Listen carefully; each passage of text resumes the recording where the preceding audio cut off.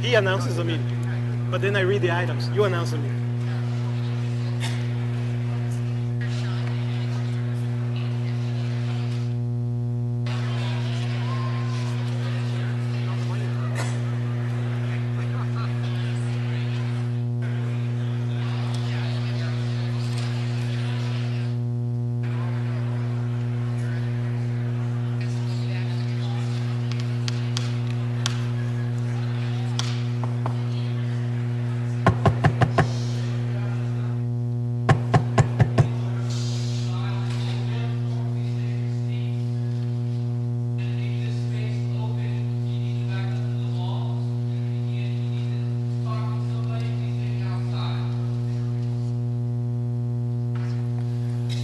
Thank you, everybody.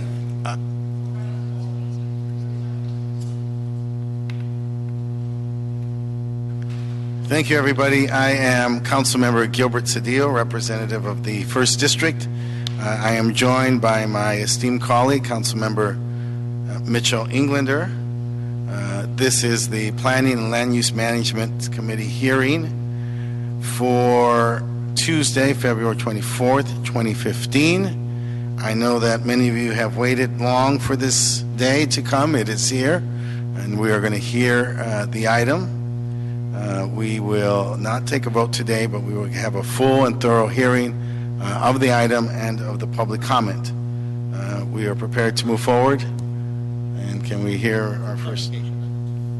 Yes, that's for item 2. We have a list. People are going to be very happy to know a list of consent items. Items number 1, number 3, number 5, number 6, number 7, number 8, number 9, number 10 are all items for consent. That means those are motions in your favor. If you are here in favor of those items, you do not need to speak, although you're welcome to if you wish. Yeah, excuse me, Chair. Number 10, Seabreeze, should not go on consent, so you should have a public hearing on that one. Number 10 is... Mr. Chair, there are cards on number 8. Right, there are cards on number 8 and number 10. And 10, yes. Right, those are options, and I'm giving those options and the rights to those who want to speak on them if they desire to. If not, we're prepared to move those items on consent. Just for clarification, Mr. Chair, on item 10, is that to adopt the recommendations as listed in planning staff report from February 19th? If I can ask. Yes, Councilman. Okay. And to also grant the appeal, well, if you choose to. To grant the, right, and approve all D as set forth in the revised report? Okay. And on item 1, if I may interrupt, we need to instruct the city attorney to prepare the amendment. Yeah, so I'll make the motion on item 1 to go ahead and approve the 2-year extension and ask the city attorney to draft the amendment. So moved. So be the order. We have items 8 and 10 with cards. Do the proponents for item 8 and 10 continue to... do they have a ongoing desire to speak? Yes, sir. What item is your item, sir? Item 10. You want to hear 10 first? Okay, sir. Please come. I'm going to call item 10 right now. Mr. Resnick, always good to hear from you, but you know that we're moving this matter for you. Yes, thank you, Mr. Chair. This is Ben Resnick with Jeffer, Mangles, Butler, and Mitchell. I represent the industrial park, which is heavy industrial uses right next to this proposed apartment building. I just want to point out that if this is adopted and upheld for some reason, you will be effectively chasing out 200 entertainment jobs that are next door with a company called All Access Staging, because they do a lot of work outdoor.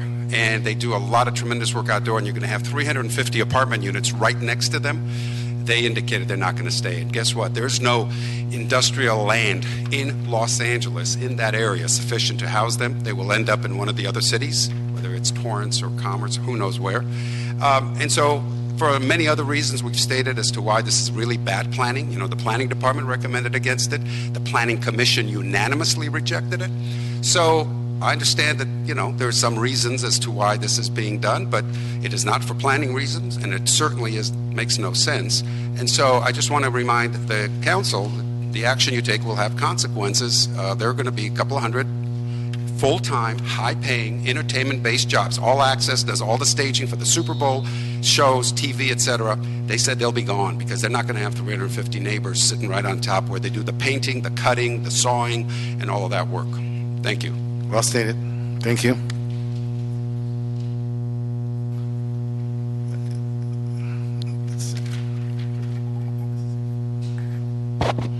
Mr. Chair, just for clarification, item 3 is a proposed ordinance. So while the committee approved that on consent, there should be a request for the city attorney to prepare the final ordinance. Okay. I'll make a motion to reconsider item 3 to request the city attorney to prepare the final ordinance then. Motion to reconsider. Motion to reconsider on item 3. So ordered. Okay, so the motion will be to instruct the city attorney then to draft a final ordinance on item 3 and approve it as changed.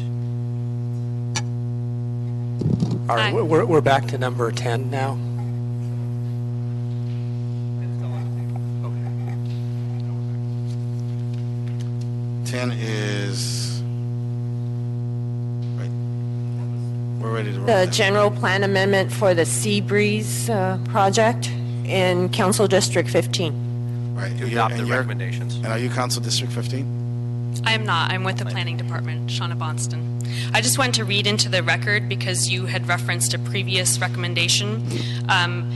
While the department can't recommend the action disparate from our commission decision, the following actions, if the council is to not concur with the lower decision, would be that the city council certify that it has reviewed and considered the information contained in the draft and revised updated final EIR, adopt the attached findings and the findings of city council, do not concur with the action of the City Planning Commission relative to the recommended disapproval of the zone change, height district change, and general plan amendment for the subject property.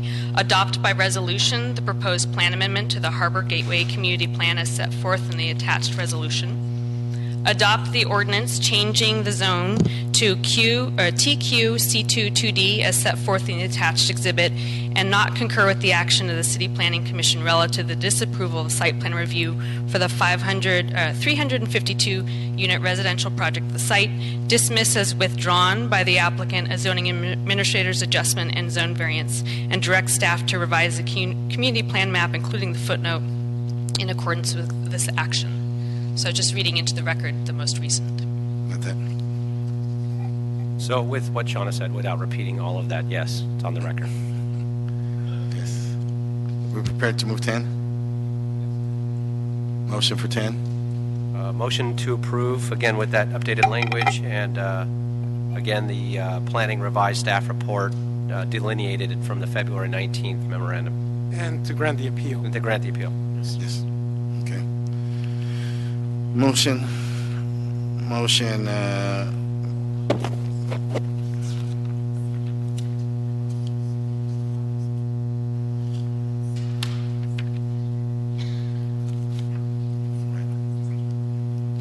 Right.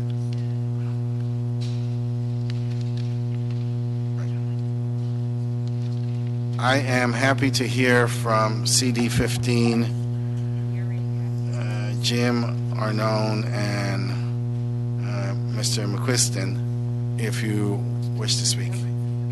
We are voting on this item. This committee is going to vote yes, but if you feel compelled to add to the record or make a record, it's your minute.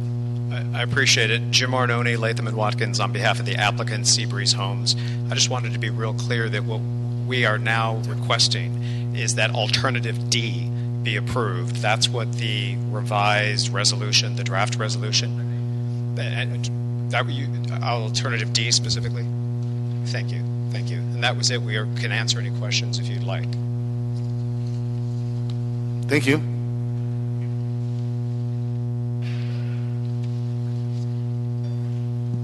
Jim McQuiston. You Yes, have Jim, my how are you? statement, and we've really got to straighten this matter out before we go any further. Thank you, Jim. Finally, I have Heather. Is that Heather Anderson? Hi, Heather. Good afternoon, council members. Heather Anderson, Planning Deputy for Councilman Buscaino, representing 15th District. The councilman supports Alternative D as set forth in the revised and updated final EIR. The subject property is part of the Sepulveda corridor on the ground. It is a commercial corridor. The prior owner of the subject property found it to be undesirable for industrial use, largely due to an ingress-egress issue for trucks that poses a challenge for industrial use. A&M engaged in community outreach. The mayor did not concur with the City Planning Commission determination. The final EIR includes plan mitigation for impacts. The councilman recommends Plum Committee approve Alternative D as set forth in the revised and updated final EIR. Thank you for your consideration. Thank you. Chairman, you should probably re-vote on the motion after hearing this testimony. Sure. We've heard testimony from the last three speakers. So, yeah, to ask for then a revote and with the same considerations as previously stated. So, As Alternative stated. D and the recommendations set forth in the February 19th planning. And to grant the And to appeal. grant the appeal. Motion made. Second. So be the order. Okay. That dispenses with number 10. Back on one. Prepared to do a consent Number 4, Councilman, just to be clear, was that item continued? Number 4 was the applicant requested a continuance to the June 2nd Plum meeting. So if the committee would like to grant that continuance request, they may do so now. So I'll make a motion to go ahead and move the continuance in. Continuance to June 12th, 2015. June 2nd, sir. June 2nd, 2015. That's for item number 4. Motion. Yeah, that motion for that that specific date. Okay. Motion. So be the order. Items number 1, 3, 5, 6, 7, 8, 9. 8, I believe there's cards, Councilman? Item 8. We have cards. Are those people who desire to speak on their consent item? No.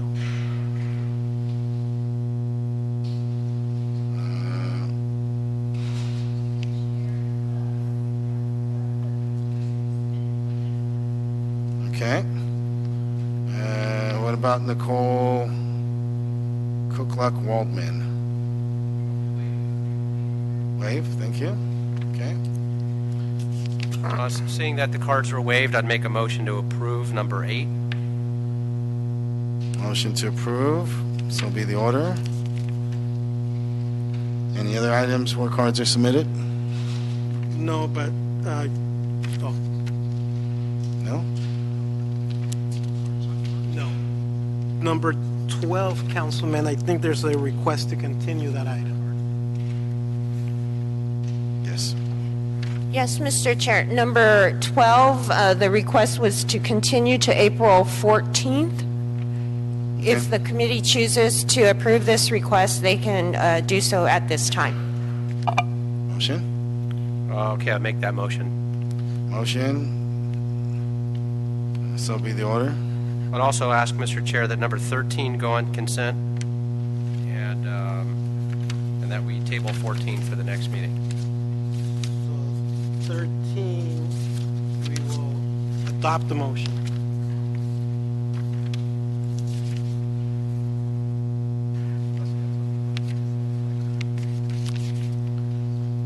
Is An adoption of the motion, Council. you're moving 13? Moving 13 to And not adopt the continue, motion. To adopt it? Correct. Okay. And 14 to table to the next meeting. Let's take them one at a time. So 13, motion to adopt. Correct. Second. So be the order.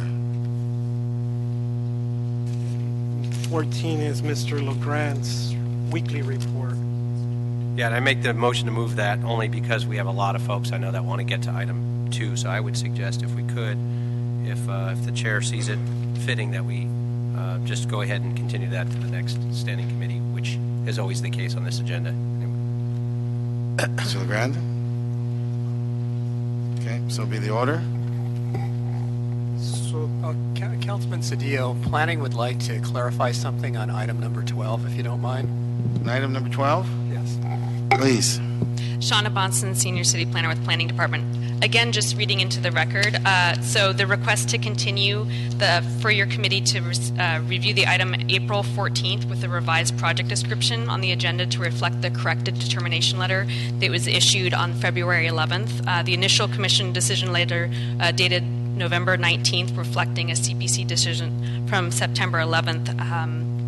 Was not entirely accurate. So there are 2 appeals presently filed on the matter, and they will be heard the date that we're coming back, April 14th. Thank you for curing that.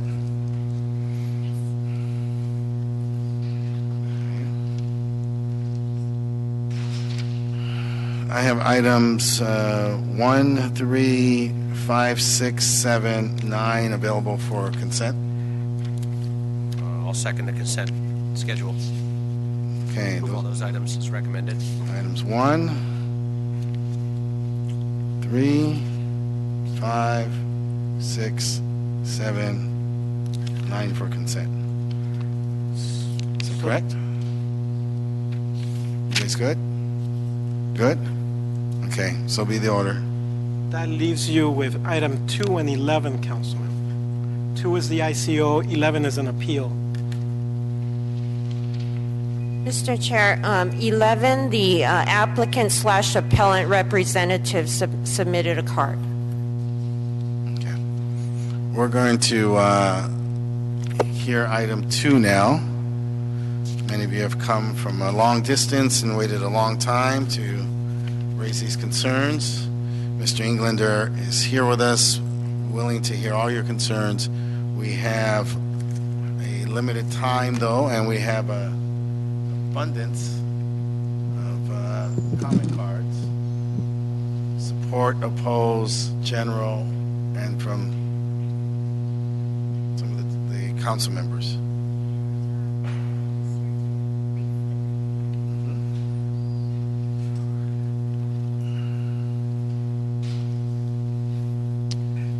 Yes, good afternoon, council members. Ken Bernstein with the Department of City Planning and Office of Historic Resources. I'm joined this afternoon by Tom Rothman, our Senior City Planner for Code Studies, and together we will be presenting the 2 interim control ordinances that are before you today.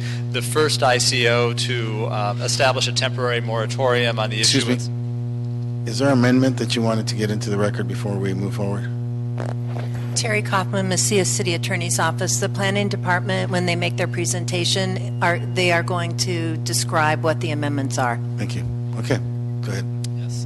We are presenting 2 interim control ordinances today. The first addressing the issuance of building and demolition permits within 5 proposed historic preservation overlay zones, or HPOZs, and a second ICO establishing temporary regulations on the size of single-family dwellings in 15 additional neighborhoods. I'll be summarizing the HPOZ ICO. I first wanted to provide a little bit of background about how we came to this point. As I think the council members know, our citywide general plan framework, our guiding vision as a city, has a directed growth strategy where we seek to focus growth around transit investment in this city, as well as promoting mixed-use development along many of our corridors. But the general plan framework also emphasizes the preservation of lower density neighborhoods and protecting the character of single-family and lower-density neighborhoods throughout the city, and that is an important citywide policy. That has become more challenging as we've seen development activities accelerate in recent months and years. We saw several council motions addressing proposed HPOZs, as well as requesting specialized zoning regulations, including residential floor area districts. Our department, therefore, last fall, recognizing these citywide policies and disparate requests that were coming in, put forward a more comprehensive approach to protecting neighborhood character throughout the city and proposed to the committee a four-pronged strategy to address neighborhood conservation that was accompanying a budget and staffing requests that had been approved in last year's budget. Unfortunately, due to delays at the personnel department, some of our civil service hiring limitations, that neighborhood conservation unit has not yet been constituted with new hires. We are in the final process at this point of interviews to be able to hire new planners and actually constitute a neighborhood conservation unit to be able to move forward with that four-pronged strategy. In addition to the ICOs, the department committed in that report to the committee to proceed with amendments to the baseline mansionization ordinance, to look at targeted amendments, to proceed with the adoption of 5 new historic preservation overlay zones in areas considered by the ICO, and to move forward with targeted zoning, permanent zoning regulations for other neighborhoods that were significantly affected with challenges to neighborhood character. This is the first step of that four-pronged approach, looking at interim regulations to essentially pause and have an opportunity to limit development that's taking place in an interim period while we develop permanent regulations for many of these neighborhoods. So the first of the 2 ICOs addresses the 5 HPOZ areas, which are Sunset Square, Carthay Square, Holmby Westwood, Oxford Square, and the El Sereno Berkshire Craftsman District. These are 5 neighborhoods that have already done significant work to become new historic preservation overlay zones. They have had completed or soon will have completed historic resources surveys, and these are the 5 neighborhoods we believe that during a 2-year period in which the ICO is in effect, that we can move forward with the adoption of permanent regulations through new HPOZs in those 5 neighborhoods. What the ICO does in the HPOZ area is limit demolitions and substantial alterations. There is in this ordinance a hardship exemption that allows the City Council, if the case for hardship has been made, to override those controls and approve cases in very limited circumstances, but largely this is a moratorium and limitation against demolitions and substantial alterations in those 5 proposed HPOZ areas. We'll have Tom Rothman now describe the second ICO, which affects 15 additional neighborhoods across the city. Good afternoon. Tom Rothman from the Code Studies section of the Planning Department. I am the senior city planner for that unit, and we do revisions to the zoning code. I'm also working on the current comprehensive revision to the zoning code. We've titled it Recode LA.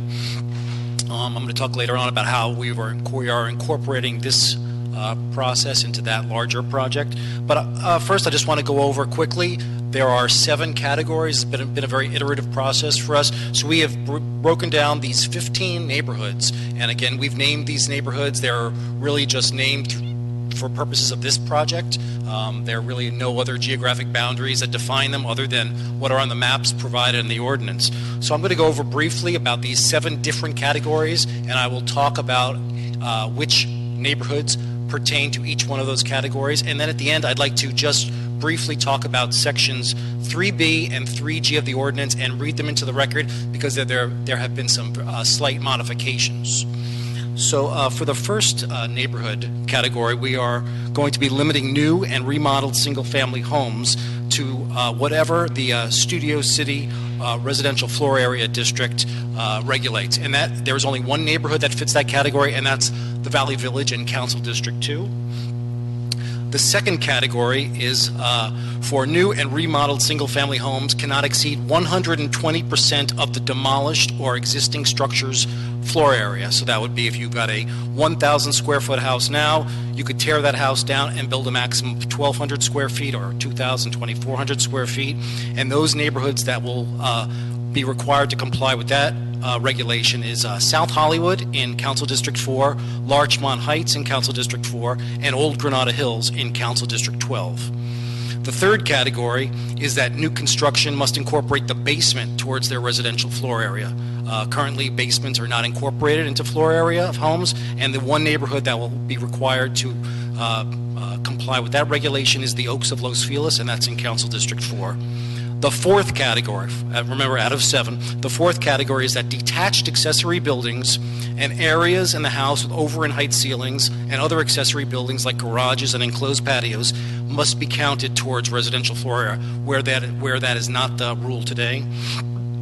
And additionally, the bonuses for green building, proportional stories, and front facade articulation will not be permitted in this regulation. Those are currently bonuses that are allowed in our baseline mansionization ordinance. We are not going to be allowing that in this category. The 3 neighborhoods that will be required to comply with those regulations are Lower Council District 5, that's in obviously Council District 5, Kentwood, that's in Council District 11, and the Mar Vista / East Venice neighborhood, also in Council District 11. The 5th category, very similar to the 4th category, is that detached buildings and areas with over height ceilings shall be counted as residential floor area for new and remodeled single-family homes, and residential floor area bonuses for green buildings and proportional stories, and the other bonuses that we usually grant 20% for will be limited to just 15%. And those neighborhoods that will be required to comply with that is Beverlywood in Council District 5, Inner Council District 5, obviously in Council District 5, and the Fairfax area.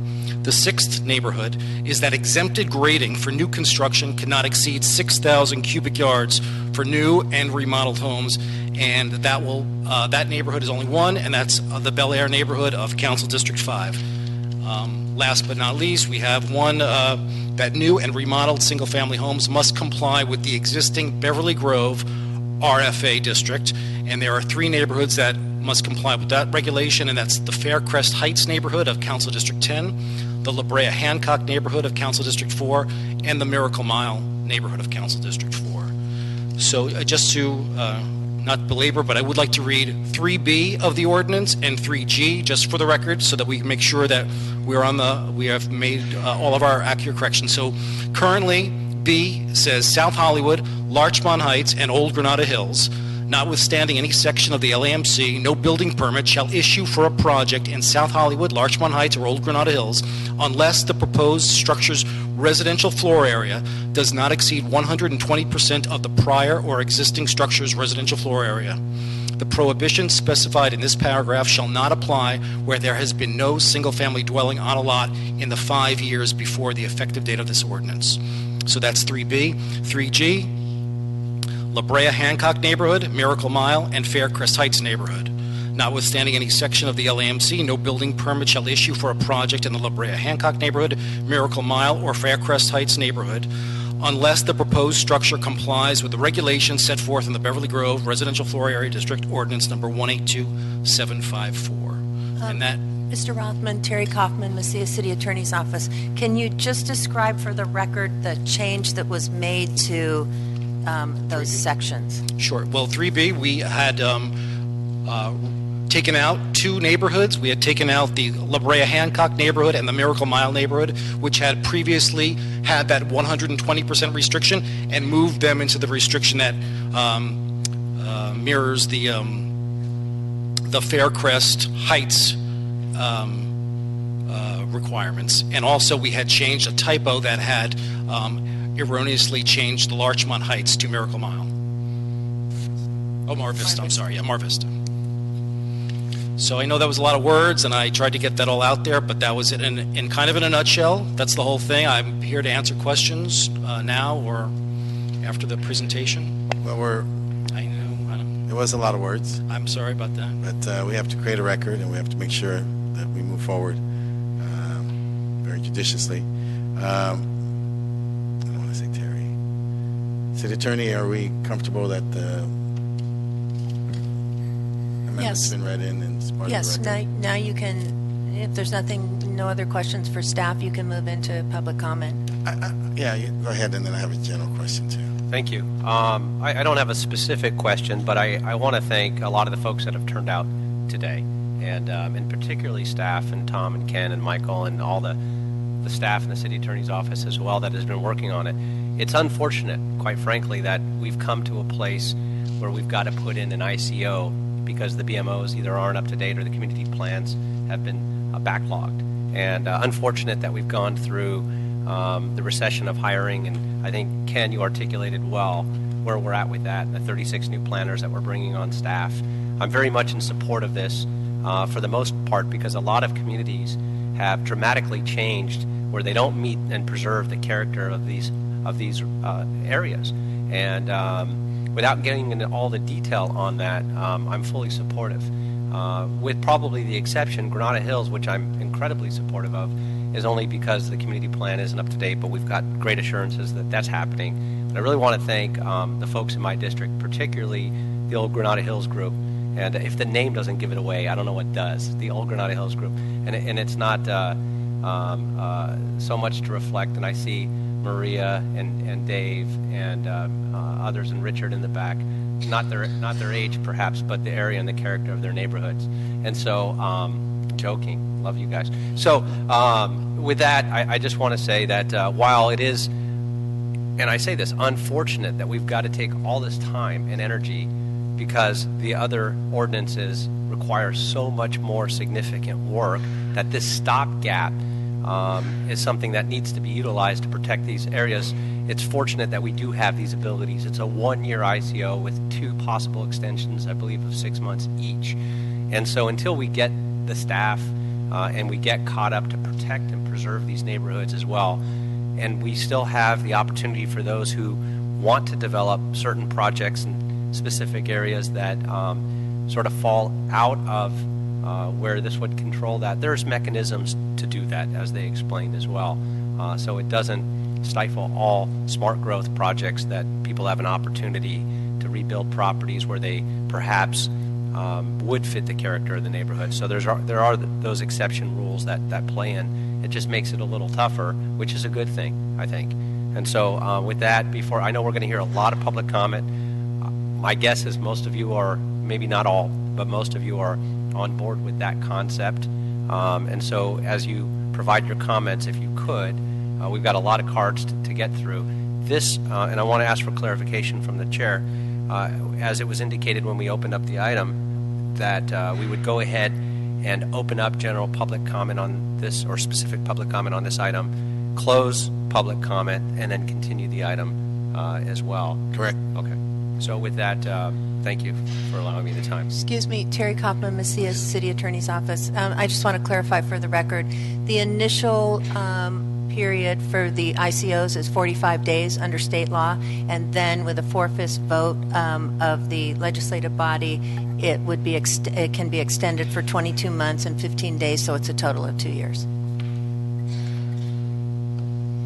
Is the first part of that after the 45 days?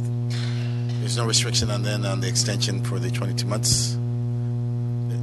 In other words, the council member had indicated the increments were 1 year, 6 months, 6 months.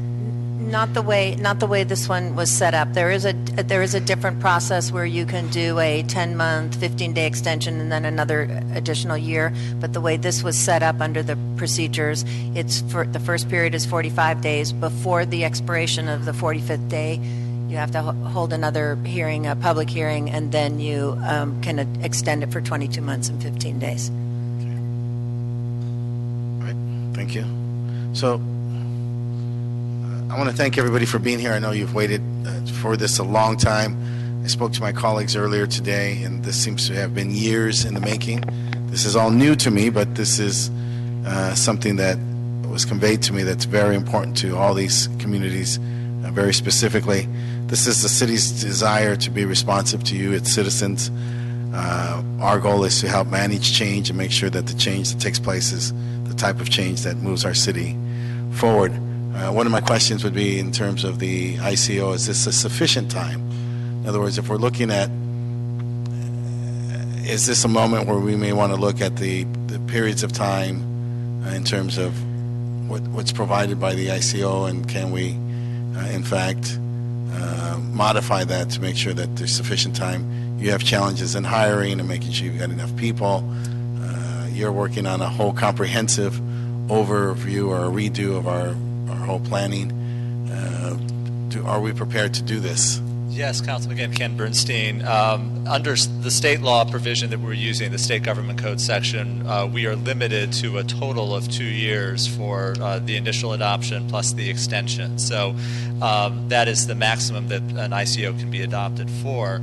We do believe that that is sufficient time for the HPOZ ICO. Again, we deliberately limited the number of neighborhoods to 5 because when we have the new staff, and we believe that those 5 we could take through the lengthy adoption process, creation of preservation plans, community engagement, and the adoption within that 2-year period for those 5 neighborhoods. We have a large number of neighborhoods in the second ICO, but we will be integrating that into our RECODE program, and the timetable for that program dovetails nicely with the time period of the ICO. So we do believe that we can accomplish permanent regulations on both fronts within the 2-year period. Same for you. Are you sufficiently staffed? Do you have the resources? You know, I know what the limits are in terms of the state legislation, but we could always seek our friends to accommodate us. This is a very large endeavor for the city, and we need. I know that for all things that we do, big and small, we need as much time as we need.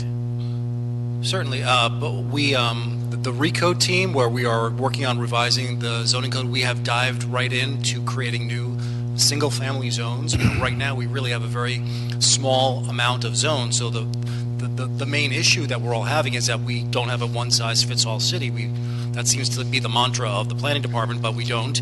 And one of the points of the RECODE effort is to have more customized zones. So we've reconfigured our work program to accommodate this specific project so that we are speeding up the availability of new single-family zones for our community planners. The RECODE project will not be rezoning any parts of the city, but we plan on providing new tools to our community planners so they have a better variety of options, so that some single-family neighborhoods, as you see, we have 7 categories right here. We don't know how many more are out there. So one of our main goals is to accommodate not just these 15 plus 5 neighborhoods, but to accommodate the entire city.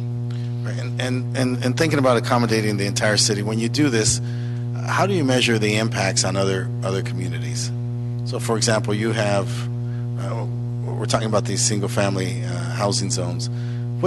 How does that play an impact with other areas where there's, for example, a tremendous need for affordable housing? And so where do we cite that? I know we've talked about our transit model, but what's the impact when we do something on one corridor? How does it affect another district right down the street? Let's talk about Olympic or Pico, or as we move east to west, or some of the other areas as we look north and south.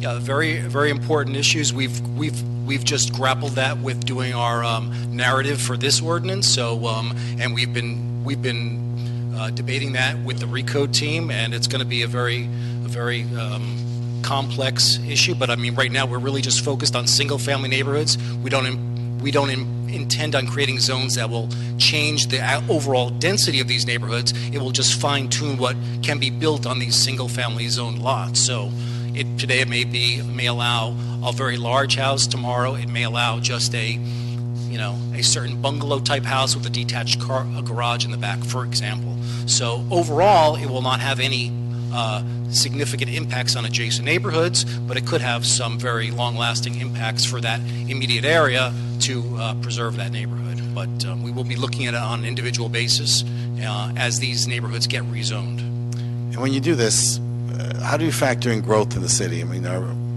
that seems to be a constant. The city is not; it's where everybody in the world wants to come. And so, how do you plan for growth?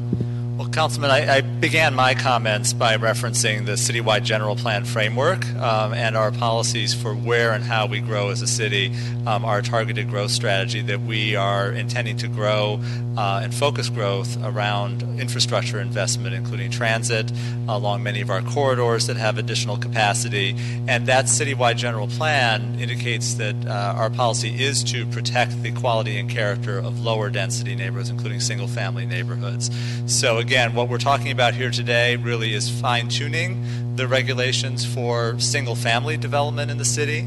while not impeding our ability to implement our targeted growth strategy to grow in thoughtful ways across the city. So again, we're talking about a temporary restriction on demolition in areas that are being considered for proposed historic districts, and really looking at the scale and size of single-family dwellings in limited number of other neighborhoods, while allowing us to continue with our targeted growth strategy elsewhere.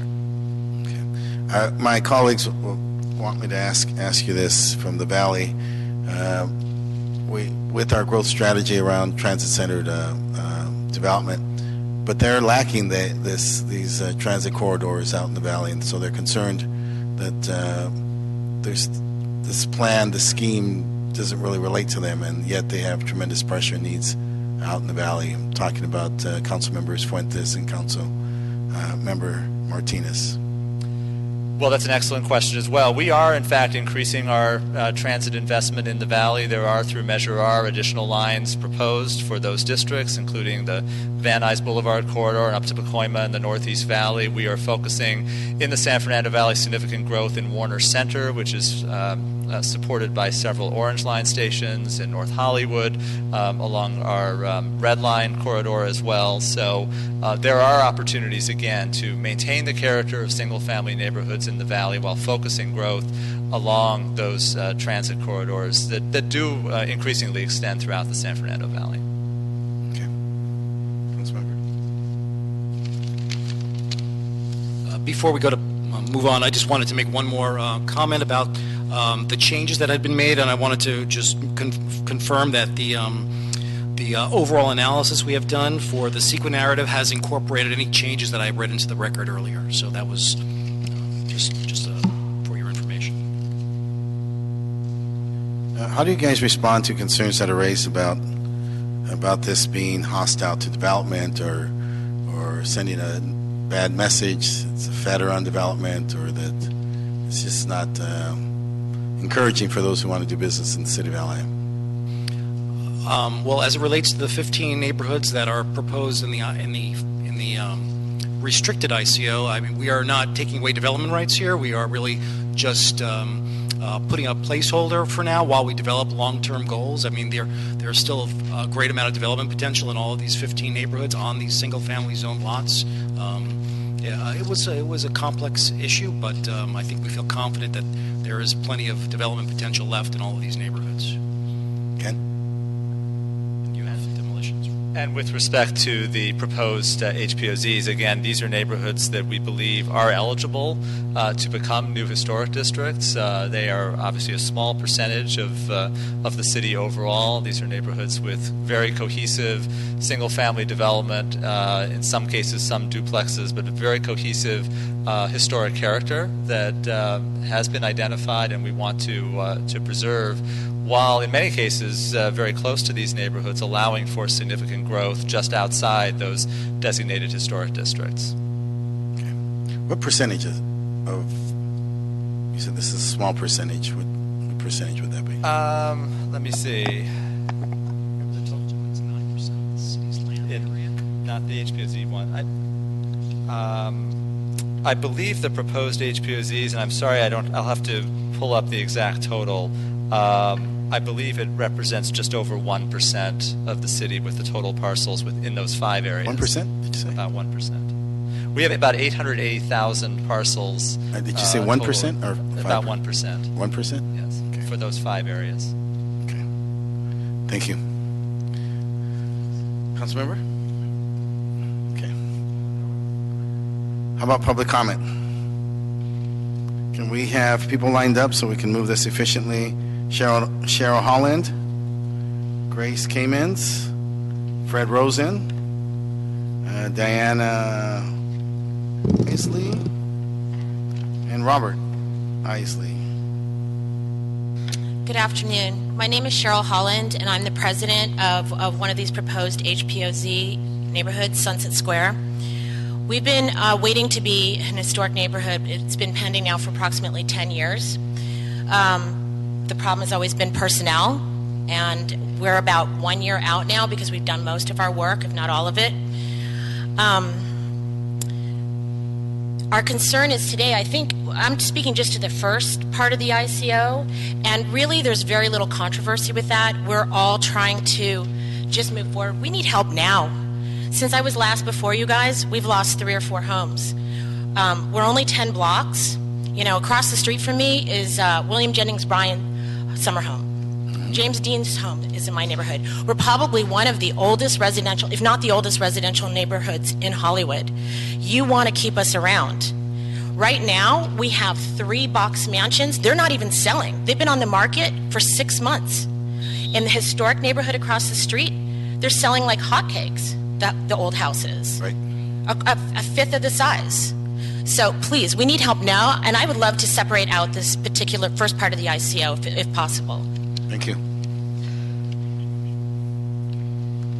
My name is Grace Cammons. I'm a resident of CD5 in Beverlywood, and although I support the ICO in general, I'm deeply concerned that our area doesn't have the same building protections that other areas, including the ICO, have been given. I would like to see Beverlywood have the same protections being granted to neighborhoods such as Beverly Grove and Faircrest Heights.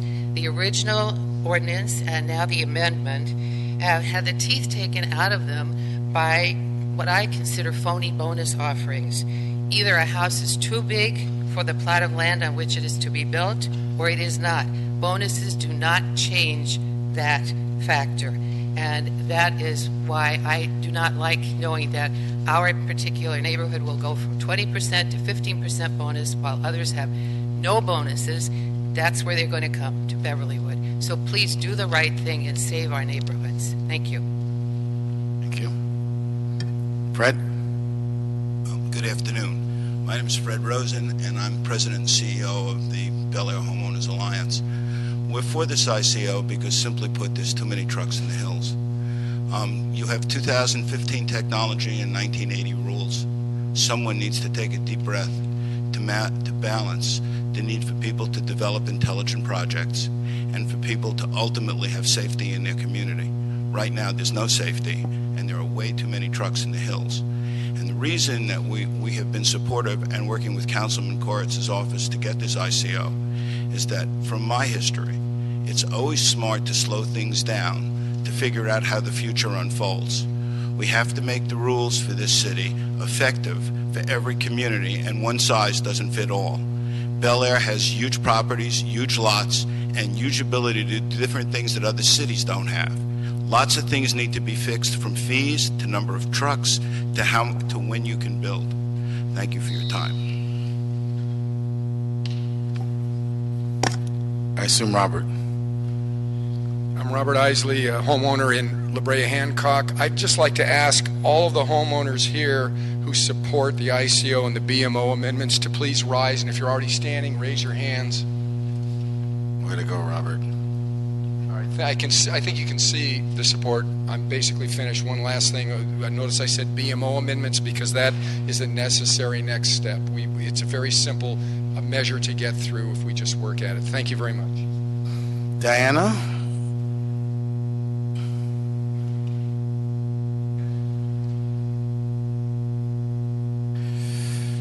H. Dan Fisk, Ken Hixson. Are you Diana? Diane Gross. No. H. Dan Fisk, Ken Hixson, James O'Sullivan, Julia Mason, Jeffrey Smalley. Mr. Chairman, Councilman, my name is Dan Fisk. I'm chairman of the Bel Air Homeowners Alliance. We're very grateful to the planning staff and to Councilman Koretz and his staff for this initiative. We are very much in favor of this ICO. It, as you say, is a long time coming. We do need to put some brakes on the excessive amount of trucks in the hills of Bel Air, which has become safety and other fire and other hazard issues for our community. The Bel Air Homeowners Alliance, we speak for hundreds of people who are supporters of the Alliance. I have here with me petitions signed by nearly 150 on very short notice. You also should have received nearly 50 emails from homeowners in Bel Air who are supportive of this ICO. We thank you very much for your due consideration. Mr. Sullivan? No, you go first. I'm Hixson. Okay, I'm Ken Hixson. I'm Vice President of the Miracle Mile Residential Association. We fully support the ICO protection provided the Miracle Mile in this ordinance, and like to thank Renee Weitzer and our Councilman Tom LaBonge for making this change to get us into the proper level of protection that we've always sought. Thank you. Good afternoon, James O'Sullivan. Sorry, President Miracle Mile Residential Association. I want to also thank Tom and Renee, all of the planning staff that worked on this, City Attorney's Office, anyone who had anything to do with this, and a big shout out for the people in Beverly Grove who got this ball rolling and gave us something that we could look at and say, yes, we want that too. So I urge your strong support for this ordinance. Thank you very much. Julia?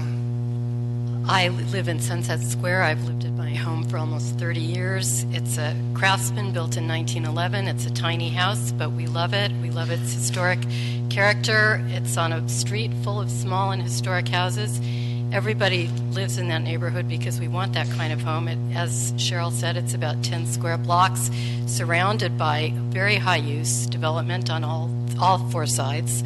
We don't feel that we're subtracting from the overall density of Hollywood by preserving our little pocket. It's full of nannies and strollers, parents and strollers walking to the elementary school. It's a beautiful tree-lined neighborhood, and we're so appreciative of the work of everyone in the city helping us hang on to it. Thank you. Thank you. Jeffrey Smalley? Yes. Just to amplify what Julia said, I live right around the corner from here, and I've lived there for approximately 26 years, raised my family. I am an architect.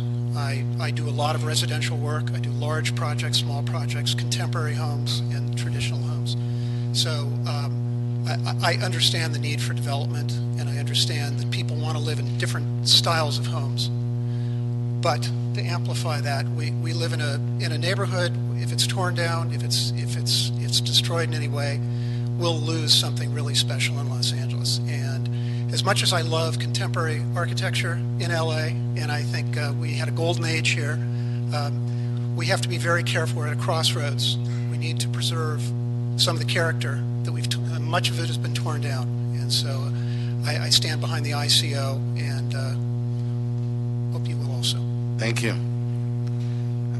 Tamara Bergman, Joanne Copeland, Wendy Needler, Marilyn Lee Schneider, Melinda Patel, and I don't know if this is Pascal?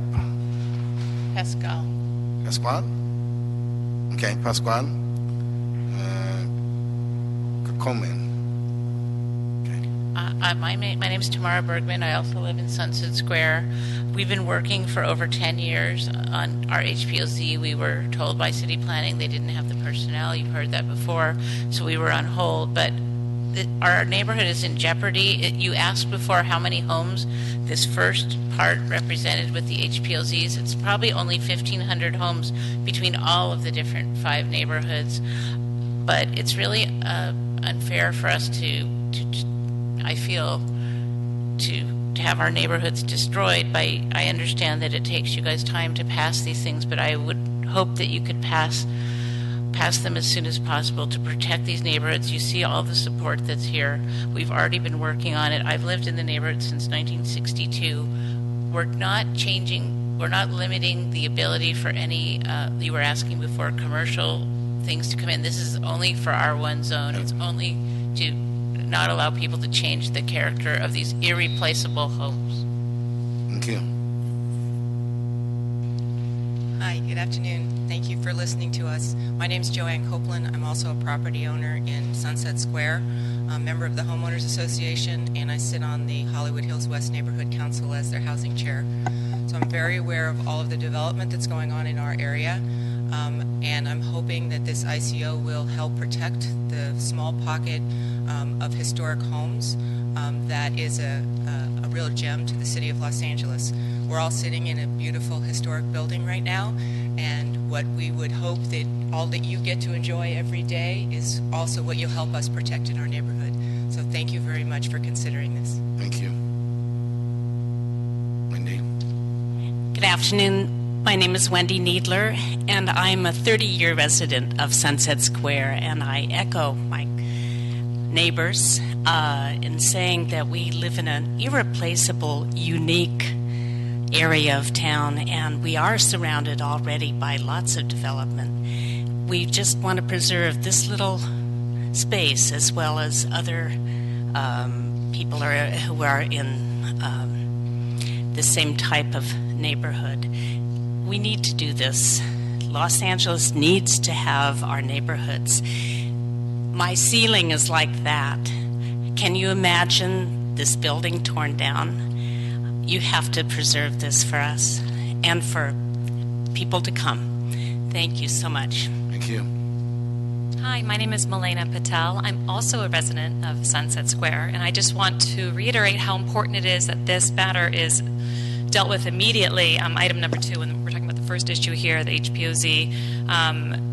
Wouldn't this be a wonderful opportunity for your legacy to be the people who save our neighborhoods for our children and our grandchildren and all the future generations? What a wonderful thing that would be. Thank you. Yes. I have Marilyn Lee Schneider and then Pascual. Yes, my name is Marilyn Lee Schneider. I'm a 15-year resident of Beverlywood and active in the Volunteers Home Association. We're thrilled the City Council is looking at an ICO. We're very unhappy with how Beverlywood is being treated. A 5% haircut on bonuses does not give us relief from mansionization. And I must say, we are the poster child for mansionization in our city. We are having an accelerated rate of teardowns, 6,000 to 9,000 foot houses built on 6 to 10,000 foot lots. They are taking light, air, and privacy away from people. You see the news coverage like everyone else. I think that you don't know a lot about Beverlywood, but we're built in 1940 as a residential park, a planned community of 1,355 homes. We have a board of directors. We have a CC&Rs. They are not being enforced. And so we are suffering from an accelerated teardown that is harming our environment, our city's future, and the vision that we have. We want to be treated like everyone else. We want Beverlywood to be treated like everyone else. Thank you. Thank you. Pasquale. Hi, I'm Pascal Giacomini. I've been living for 25 years at 1550 North Carson Avenue. And as of a year ago, there is a 5,500 square feet building next to my house that looks like a 4-story unit. And that is tremendously out of scale and out of place in the neighborhood. I believe that there is a huge value in historical neighborhoods. I grew up in Paris, and protecting historic city brings tremendous value to the business, to international reputation of a place, and this is one of the reasons people comes to Los Angeles, not to see the destruction of the neighborhood as we see it at the moment. Thank you. This must look like chaos to you, Pasquale, compared to the very strict zoning of Paris. Well, sometimes. Mosaic. Exactly. Thank you. I'm going to hold the list. Councilmember Koretz is here with us today. He has been engaged in this battle and effort and is here to speak on the matters before us. Well, good afternoon, colleagues. For the past couple of years, my district has been experiencing an increasing impact of larger and larger homes on smaller and smaller lots. These homes are more often than not built from setback to setback and tower over the entire neighborhood. Out of scale with everything else in the community, the neighbors to these behemoths must permanently cope with the loss of light and privacy and a change to the character of their neighborhoods. And in an effort to address this issue, I worked to get the Beverly Grove Rfa in place last year to protect the neighborhood that was most impacted in my district. The lessons learned with this RFA are that the neighborhood after the implementation has continued to be a desirable neighborhood that attracts reasonable development and a lot of improvements. However, in the 18 months that it took to get the regulations in place, a large percentage of homes were demolished. In a relatively small area, there were around 60 homes that were demolished and replaced, mostly with these kinds of McMansions. Since then, the proliferation of these large boxy structures has spread to many other neighborhoods, not only in my district, but outside of my district, in many other council districts. And with this problem growing, both I and other members have asked the planning department to establish additional RFA districts, push for the completion of several HPOZs, and to make permanent changes to some of these glaring problems in the baseline mansionization ordinance. Unfortunately, all of these efforts will take time. So for the last few months, both my office and 5 of my colleagues have worked diligently to address our individual district problems and provide an ICO that provides the needed time to properly and permanently fix these issues. In my district, we have proposed 3 separate ICOs with relatively straightforward regulations. In Bel Air, we're proposing to limit the exempted grading only to 6,000 cubic yards.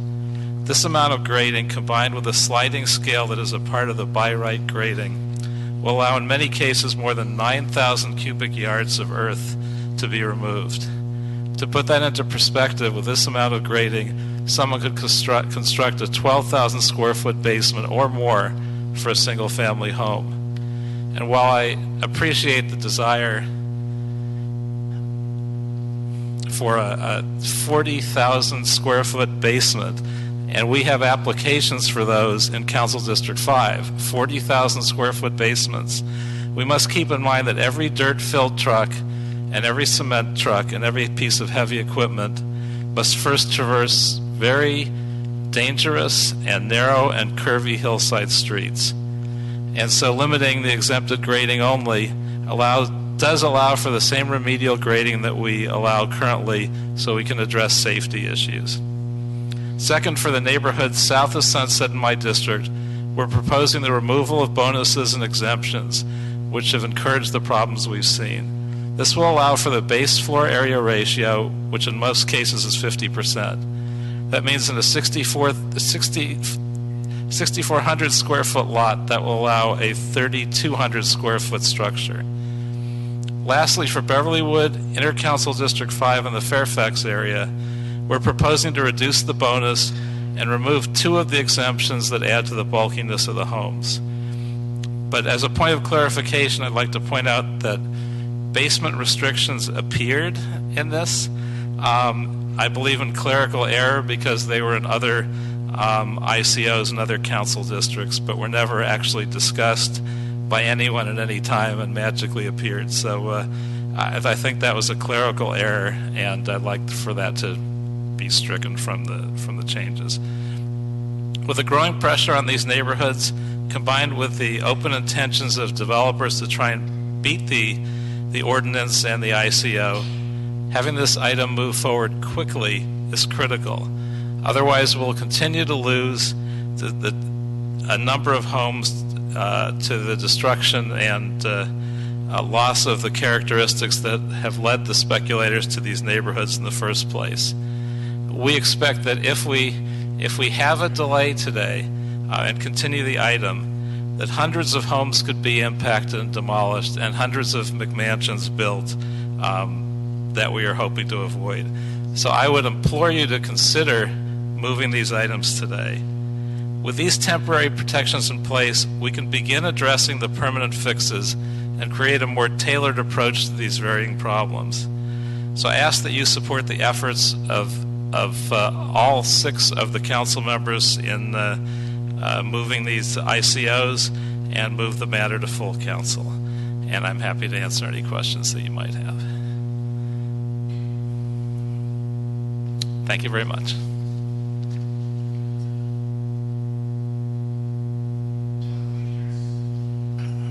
Shelley Wagers, Michael Kemp, Helen Sukin, Kathy Roberts, Nikki Miner. I hope the councilman, Mr. Koretz, I hope you won't leave before I speak, because, shall I begin? Thank you. I'm Shelley Wagers. My husband and I own and live in our home in Beverly Grove. For starters, God bless Paul Koretz. 9 months ago, he provided a sensible, citywide solution, closed the loopholes in the baseline mansionization ordinance. 9 months ago, the City Council adopted the motion. The Planning Department has the resources to launch the MPD program, which expedites big commercial developments, but not to put a safety net under precious residential neighborhoods. Most of them will not be covered by the ICOs. We ask this committee to insist that the Planning Department start work immediately on the BMO amendments. Our city needs and deserves a transparent process and amendments that reflect the intent of Councilmember Koretz's motion well before the end of this calendar year. Thank you. Thank you. Michael Kemp. Hello, my name is Michael Kemp. I'm a board member of the Bel Air Beverly Crest Neighborhood Council. I'm also chairman of the Planning and Land Use Committee for the Neighborhood Council, and I'm also a licensed architect. We're definitely not anti-development, but we've seen just an unprecedented amount of projects in our area. As Mr. Koretz mentioned, 40,000 square foot basements, single-family houses that are larger than hotels. So we very much support this ICO, and we ask for your support on that. Helen? Good afternoon, Chairman Committee. I'm Helen Zukin, and my husband and I and our family live at 800 Tarcudo Way in Bel Air. We strongly support the interim control ordinance, and I also want to thank Councilman Paul Koretz and his staff for taking our issues so seriously. This is very personal to us. Our 14-year-old son is not allowed to walk around the corner to his friend's house on Chelan in Bel Air because there are so many large trucks barreling down the streets hauling out dirt. My son has asthma. It's very serious, the condition in the area, the environmental condition. A speculator has bought the home next door at 10830 Chelan and intends to haul out close to 10,000 cubic yards of earth, destroy an entire hillside, and take out 40 mature trees, changing the whole character of certainly where we live and making it uninhabitable for us, in other words. So thank you for your consideration. Thank you. Kathy Roberts. Hi, Kathy Roberts, Brea, Hancock. Thank you to Councilman Koretz and Councilman Labange and Renee. I do support the ICO with the new amendment to the Faircrest Heights rules, and I live in fear that a McMansion will go in next to me. I'm a landscape designer. I've spent years, 16 years, cultivating my garden, and I don't want it killed by a 4,200 square foot box. I'm very thankful that the developer that owns the house behind me was respectful to the scale issues of the neighborhood and tore down a single-family house, 1 story, and built a 2-story house on the same footprint. That's the kind of development we need, and that's the kind of development I can support. Thank you. Nikki Miner. Thank you for your consideration of these very important ICOs. I came from a time in Los Angeles where if a house was sold, somebody else moved in. If there was an empty lot, a house was built to fit into the neighborhood.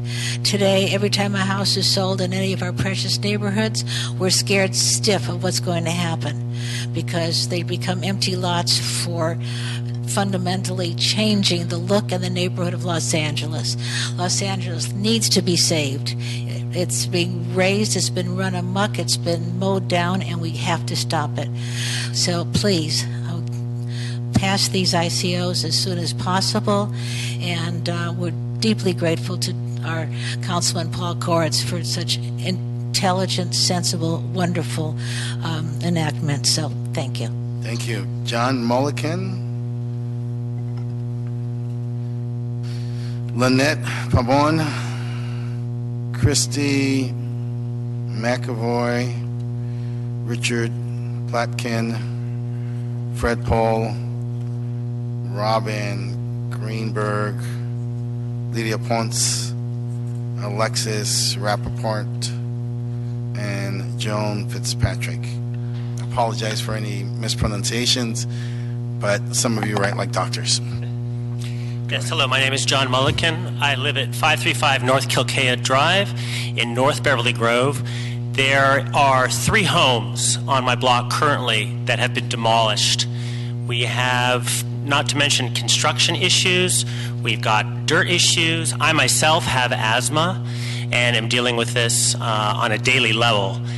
Please pass this. I agree that we do have to adjust a larger baseline mansionization ordinance, but this is a great beginning. Thank you. Thank you. My name is Lynette Pamone. I'm on the board for Hollywood Heritage, and we are in support of the ICO. Thank you. Thank you. Christy. My name is Christy McAvoy. I also am a board member and founder of Hollywood Heritage. We've been working with our Hollywood neighborhood, Sunset Square, and I have also been working with the Homeby Westwood Association as a professional. In my time as a survey professional in Los Angeles, I have watched 50 or so neighborhoods which might have qualified for HPOZs not qualify any longer due to demolition of contributing structures. Sunset Square has been at this for 10 years, and it's a very precarious place. You know that this morning that Getty and the mayor announced Historic Places Los Angeles, the survey that we are very, very proud of, and that will give us some additional cover for the preservation of our neighborhoods. But these neighborhoods are economic engines. These neighbors are investors in our community, and in Hollywood, we support the tourism of the entire city. We need these neighborhoods, we need that history, and we hope you will do this just as soon as possible. Thank you. Thank you.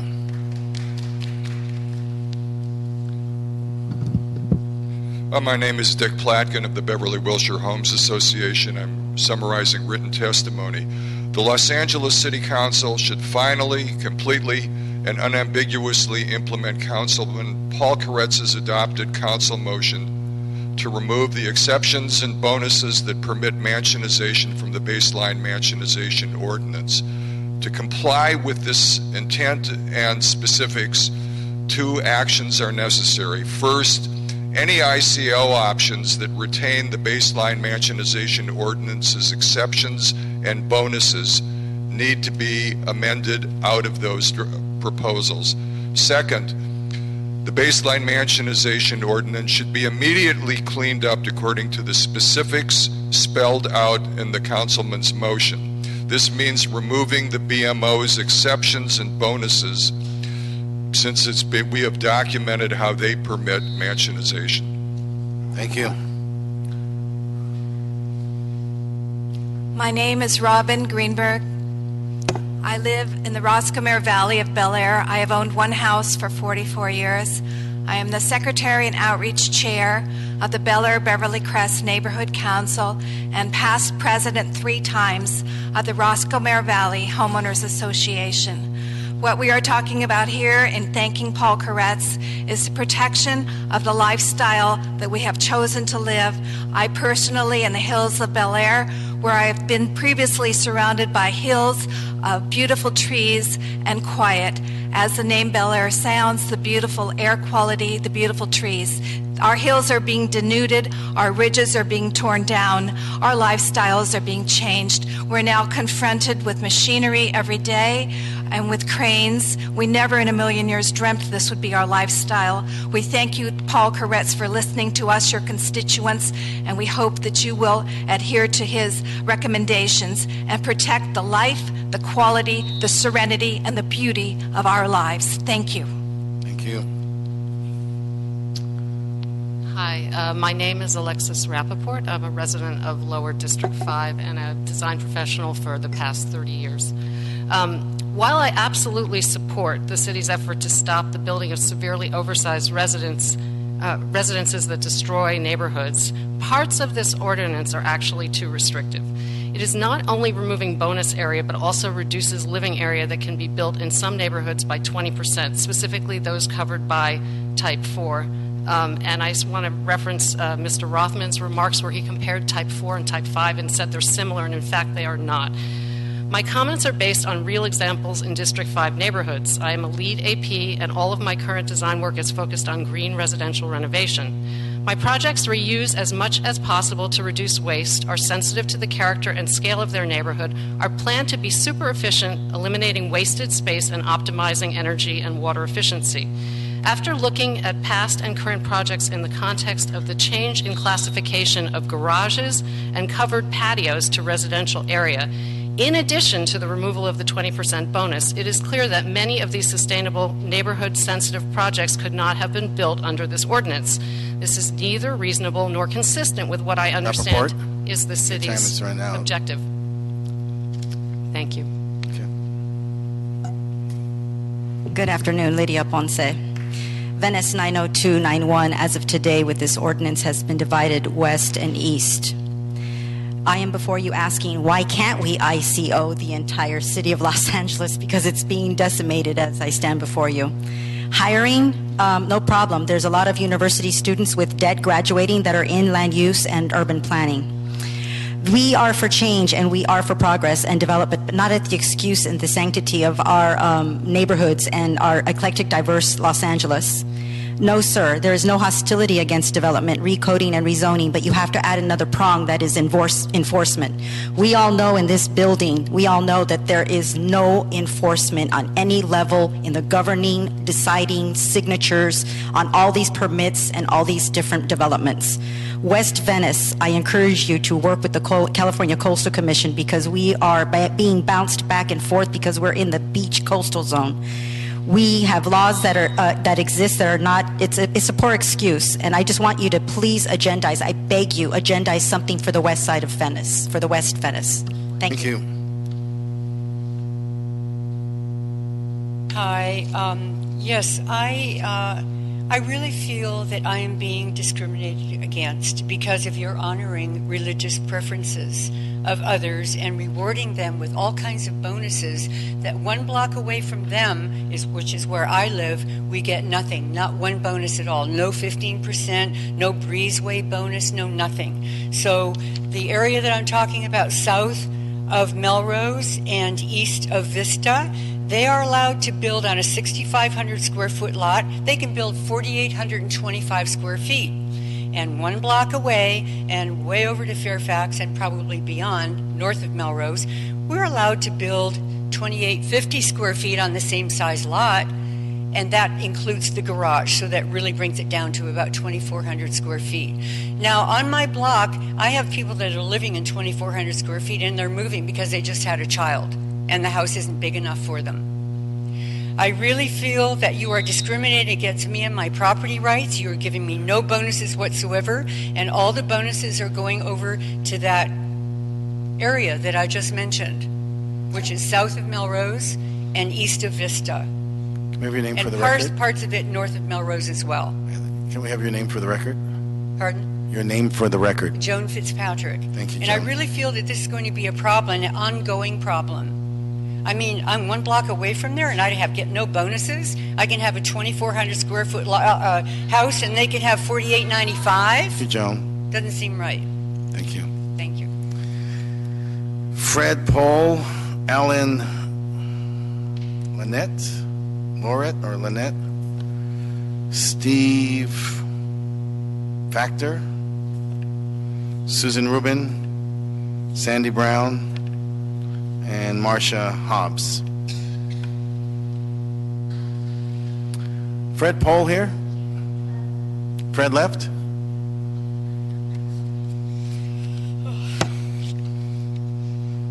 You are Ellen? I am Ellen. Please.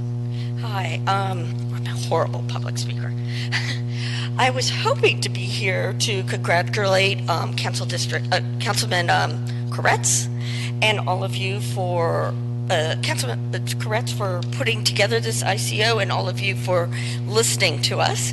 I am actually a Beverlywood resident for the last 17 years, and I've lived right next door to Beverlywood my entire 55 years. I grew up in the area. I know what it stands for. I know what LA stands for. I've had children go away to college and come back here, house kids from all over the country that want to be here.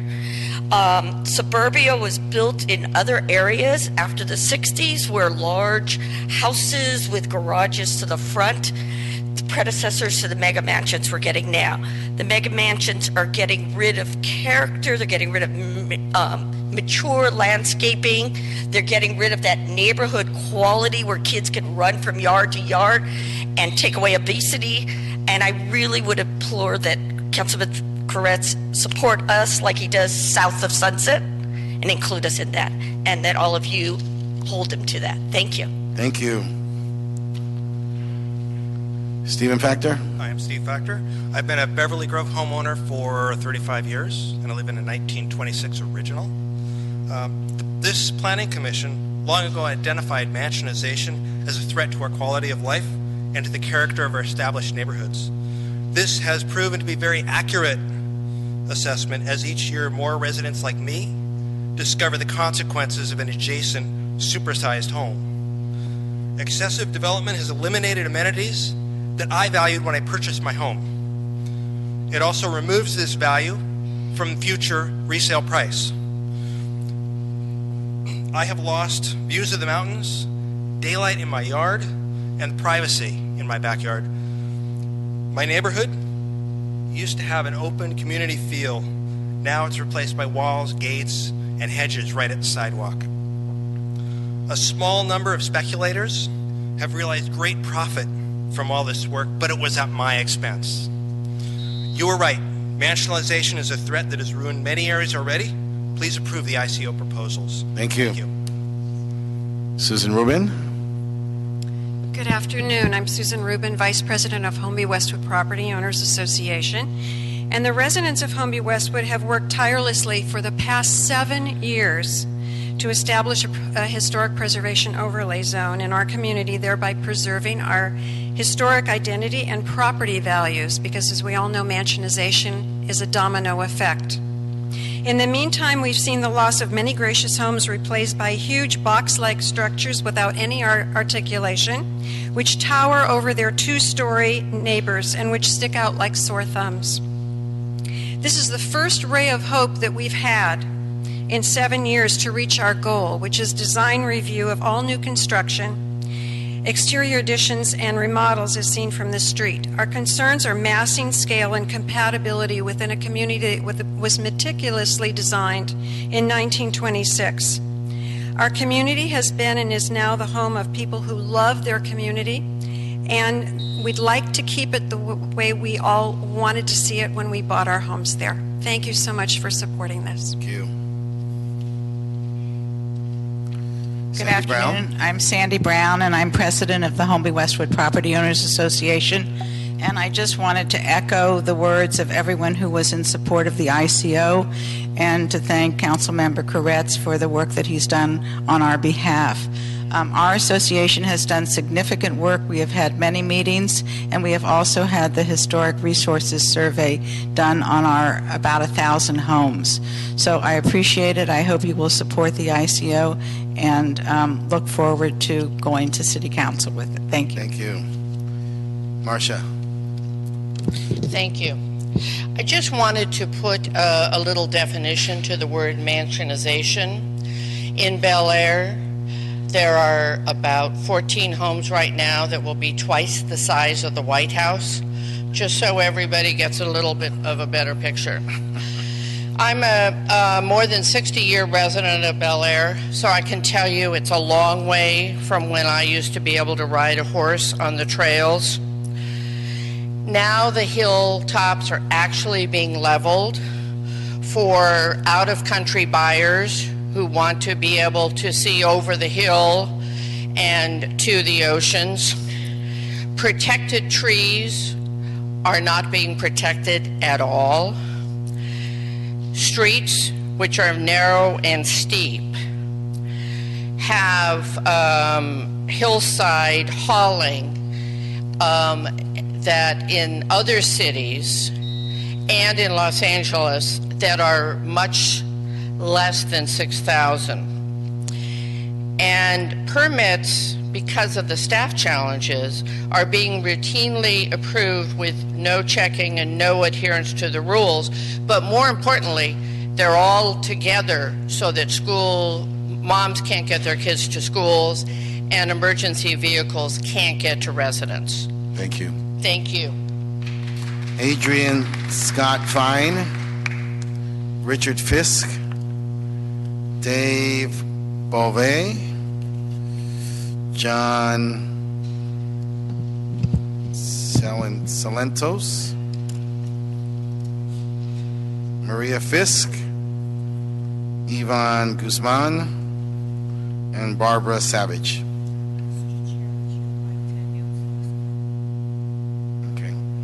Good afternoon, Adrian Scott Fine with the... One second. Sure. Before we're last call on those who want to speak in opposition, general comment, and okay. Yes.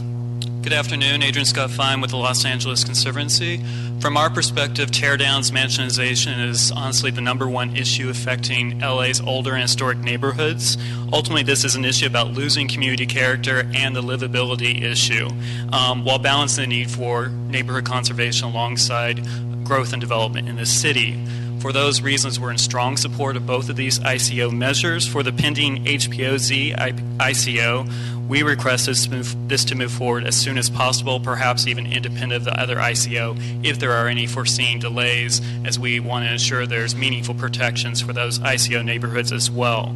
The ICO moratorium tool has been effective in neighborhoods and cities across the country, dealing with this very same issue. We're hoping for the same type of results and impact in Los Angeles if this is fully implemented. For all those reasons, we fully urge you to support this and move it forward as soon as possible. Thank you. Thank you. Richard Fisk. Hi, my name is Richard Fisk from Old Granada Hills. By the way, Old Granada Hills doesn't refer to the people, it refers to Granada Hills.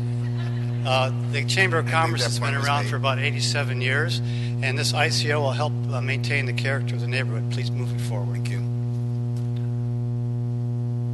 Dave. Good afternoon, Mr. Chairman. Thank you. My name is Dave Beauvais. I'm president of Old Granada Hills Residents Group and past president for 3 terms of Granada Hills South Neighborhood Council. There's 3 things that I just want to bring to your attention. First, this ICO is fully supported by our organization, and we thank you for it, but it is a temporary measure. More importantly, as we get to the suggestions through Mr. Koretz's motion, and we deal with those, and we deal with them in a timely fashion. Thirdly, and most importantly for us, we have a community plan that's been under review since 2007. We need to finish that community review, get it in front of this committee, and passed by City Council. Then the work in Old Granada Hills will be done. Thank you. Thank you. John Salitos, Mr. Chairman. I'm also with Old Granada Hills Residents Group and support of the ICO measure, and would ask that you approve and move that forward as soon as possible. Thank you, sir. Maria Fisk. Thank you. Good afternoon. Maria Fisk from Old Granada Hills Residents Group, board member as well. I come before this committee to let you know that this struggle began for us in the late 90s. We are still awaiting protection, permanent protection via the community plan. This ICO is extremely important to us to maintain a temporary fix, not a permanent fix. As you hear, so many members of residential areas came before you with their struggles, 10 years and more, to protect their communities. I, along with them, are asking you to urgently move this forward through this committee so it can go before the full neighborhood council. This is more to us specifically in Granada Hills than just mansionization and character destruction. It is a matter of public safety. In our community, mega mansions are an invitation to group homes that are filled with parolees and what have you. So I am urging you strongly to move with this ICO and the amendments to the proposed baseline mansionization. Thank you. Thank you. Good afternoon, Councilman. My name's Yvonne Guzman. I live in Venice, west of Lincoln, and I'm here to urge you to establish an ICO specific to the needs of west of Lincoln. The California Coastal Act of 1976, Section 30116 E and F, recognizes the Venice Coastal Zone community as a sensitive coastal resource with special communities and neighborhoods which are significant visitor destinations, and also provide existing coastal housing and recreational opportunities for persons of low and more moderate income. In 2014, there were over 250 projects, applications in Venice, most of which were in the coastal zone, were demolished and replaced by these huge mansions with no notice. So we're requesting that you utilize the tool of 65858 to create this interim control ordinance. Currently, we're not getting the one-for-one replacement. We have exceeding floor area to lot size ratio. Compatibility is an issue, and lack of enforcement. So thank you. Please consider west of Lincoln also for an interim control ordinance. Thank you. Got that. Thank you. Barbara Savage. Good afternoon. My name is Barbara Savage. I'm the president of the La Brea Hancock Homeowners Association, the secretary of the Greater Wilshire Neighborhood Council Land Use Committee. I am also a custom home builder. I am not speaking for my homeowners association. I'm speaking for myself personally, and I support 100% the ICO and the impending BMO for the city of Los Angeles to maintain its beauty and grace throughout the city. Thank you. Okay. I don't have you. I did fill out a card. I'm Diane. Don't doubt that you did. I just don't have you. So, do we have any? Are you in favor or opposition? Opposition. Opposition. Okay. Is your name Mary Edwards? Okay. I'm going to start calling that. Completed our list of those in favor. Are there others in favor who didn't speak? Okay. Did you fill out a card? Yes. Okay. Well, I don't have your card. They may be under general.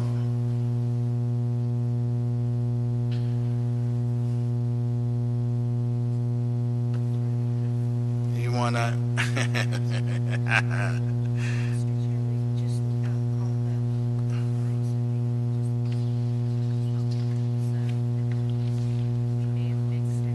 You want to identify yourself?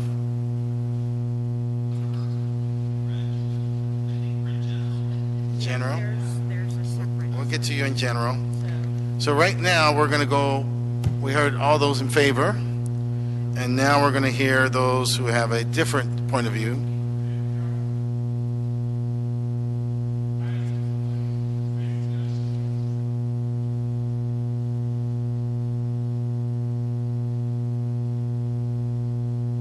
Well, Peter, I'm going to call you when your card, when I find your card.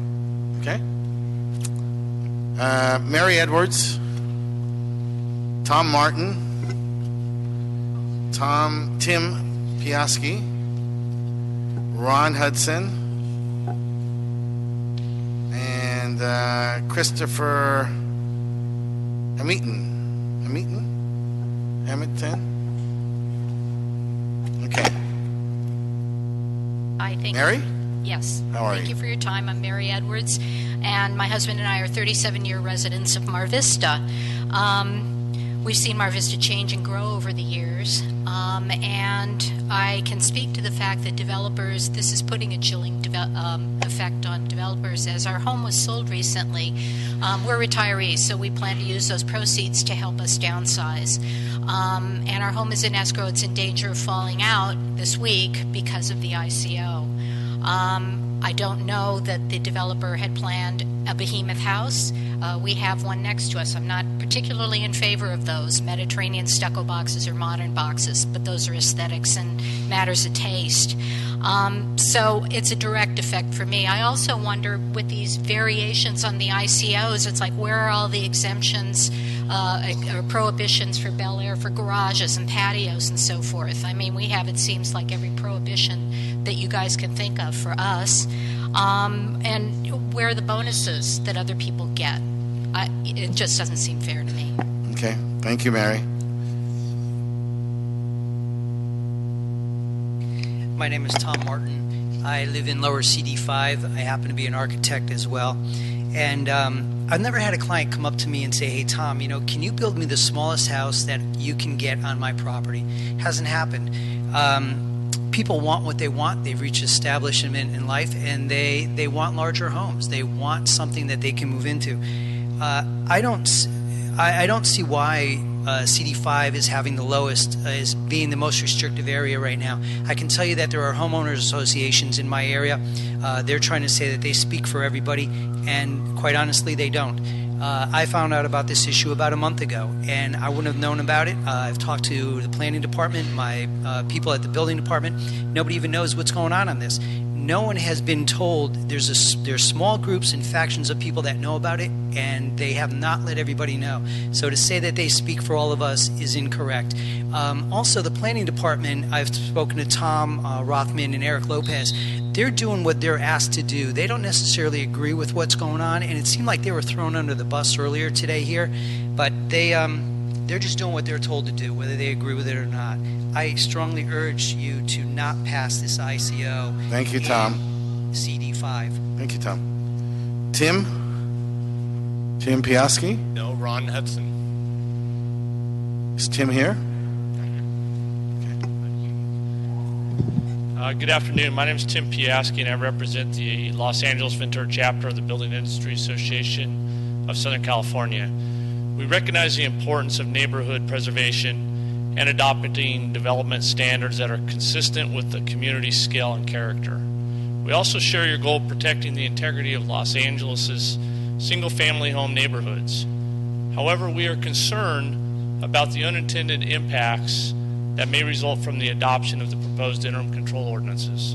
To many, an ICO is viewed as a very harsh land use action because it completely suspends the rights of owners to use their property.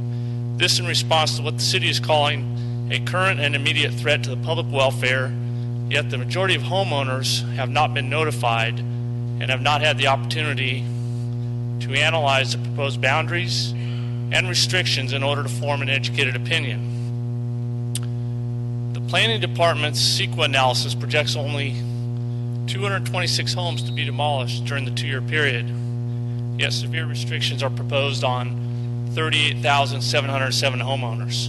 Tim, your time is up. You want to? Yeah. So just to conclude in saying that instead of doing the ICO, we would think that it should be solved with design guidelines instead. Thank you. Thank you. Ron Hudson. Good afternoon, gentlemen. My name is Ron Hudson. I'm president of the Bel Air Association. It's been a long time. We've been here 72 years plus. We have major problems in Bel Air, but they can be solved. However, the ICO that you're putting out to us is unacceptable. We object to this proposal and ask that the committee entirely reject the ICO as it applies to Bel Air. For Bel Air, the founding grading exclusion was a key term in the original BHO that made it acceptable to our community. And to now call it a loophole is inappropriate and ingenuous. Thank you. Thank you, sir. Christopher? Thank you. My name is Chris Hameetman. I've been a resident of Bel Air for 15 years. I grew up in Bel Air. I got married in Bel Air. I bought a house in Bel Air, and now I'm raising my children in Bel Air. I am also on the board of the Bel Air Association that has since 1942 been the only voice for our entire community. And I speak here against adoption of the ICO. I do so not because we don't have problems. You've heard person after person come from the various communities, including Bel Air, talking about mansionization and trucks. Our problem are trucks and dirt haul routes. That is the problem that we need solved. The ICO is a one-sentence regulation applying to our community that addresses grading. Intelligent grading is part of the answer.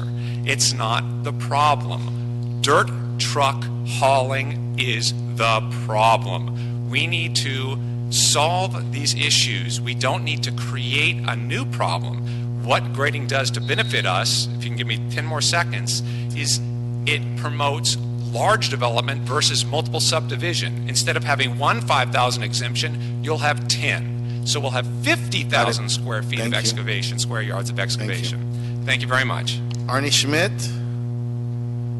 Bill Funderburk, Jason Summers, and Lisa Colley.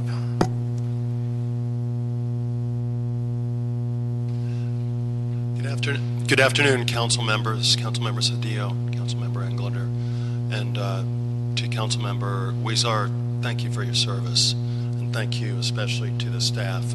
My name is William Funderburk. I've been a resident of the La Brea Hancock area for some time with my wife, daughters, and dog. We strongly support the ICO. We also wish to thank Councilmember LaPonge, Councilmember Kretz, Renee Weitzer, all the staff that worked on this. Thank you very much. Thank you. Jason Summers. I'm sorry. Are you Arnie? Okay. I'll get you next. Hi, my name is Jason Summers from Crest Real Estate. This ICO can be very successful in protecting the communities represented here. However, this ICO before us fails to represent the major concern, which is the safety of construction that's happening in our hills. What this ICO is proposing is a limit on grading. It doesn't even say regarding import and export on grading. It is specific. It is widely ranging for just grading on site that's exempted. If we were able to make this for import and export restrictions, and then take into account that this is for all houses or all lots that are 20,000 to more than 150,000 square feet in size, then it doesn't make any sense. There needs to be a sliding scale. What this ICO really has the opportunity to do is create a safety measure in these hills by implementing new fees, new restrictions, and new guidelines for the way that hauling is done in the hills from the ocean to the Hollywood sign. Thank you. Sir. I'm Arnie Schmidt. I live in Bel Air. I'm on the board of directors of the Bel Air Association. I support the comments of Mr. Hudson and Mr. Hamidman. In general, I think the plan is good in terms of mansionization, but I'm very concerned about two things. One is 2 years before anything gets resolved, and number two is the amount of haul out and the dangers. There's been 2 different people that have died during these because of these haul out trucks in the west side, and I think that's something that needs the highest priority to be addressed. Thank you. Thank you. You're Lisa? I'm Lisa. My name is Lisa Coleb. I'm a resident and homeowner in Beverlywood, and I oppose the ICO. Despite the very vocal anti-mansionization voices in our community, I want to assure you they are not the majority.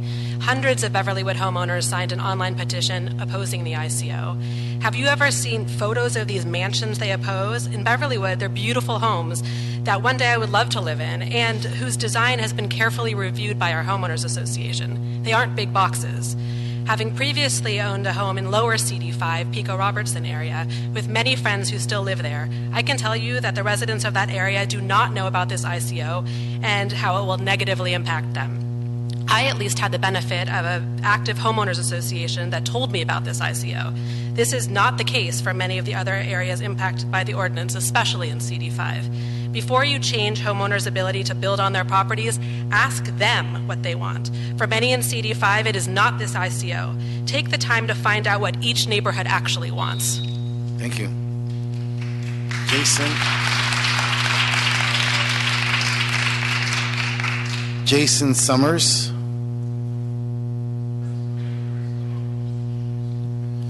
Aaron Green. Alan Berkowitz. Martin Platkin. Diane Gross.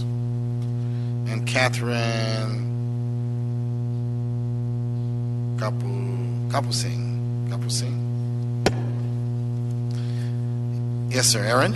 Mr. Chair, Councilmember Englander, my name is Aaron Green with the AFRIA Consulting Group on behalf of Michael Klein, and I'm specifically commenting on the FAR area, or the FAR restrictions in Districts 4, 5, and 11. And there's been a lot of talk today about the fact that there are modern, boxy homes that have come into some communities that may be out of character with those communities and inconsistent with those communities. The ICO proposes to put size restrictions on those homes, but a size restriction doesn't address the character of homes. It doesn't address how those homes look. It's as if all the homes in a particular community were being painted green, and we didn't like the fact that they were green, so we said we're only going to build apartment buildings. If we don't like the way that homes are being built and the way that they look, then we should put together some mandatory design guidelines. My client, who does build single-family homes, is happy and willing to work with the city to do this. We've given your staff some draft guidelines, and we're hoping that we can work with you to do this. Thank you.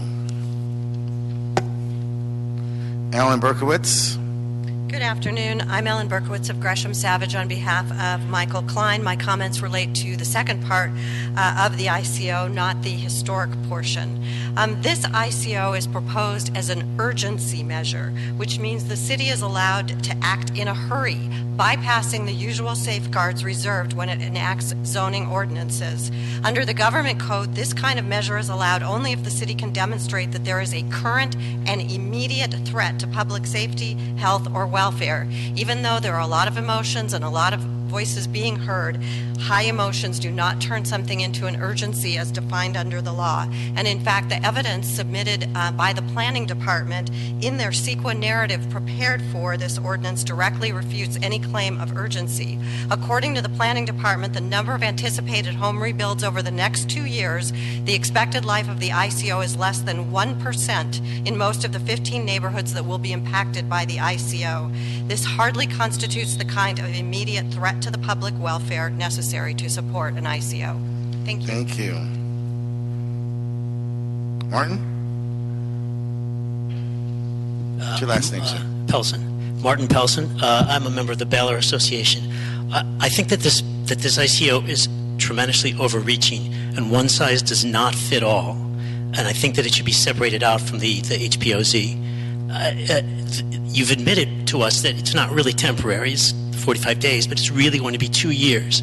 Effectively, you've got an unauthorized taking of property. And I was shocked to hear someone say, in effect, we don't want those rich foreigners building houses in our neighborhood. I don't think you're allowed to say that anymore in America. But I haven't heard anybody say, actually, not in my backyard, but I think that's what everybody really, really wants to say. Maybe I'm cynical, but I was expecting someone to say to me today, if you like your new or remodeled single-family home, you can keep your new or remodeled single-family home, period. Thank you. Diane Gross. I'm urging you to remove Lower Council District 5, Kentwood, and Mar Vista East Venice from the proposed ICU for the following 2 reasons.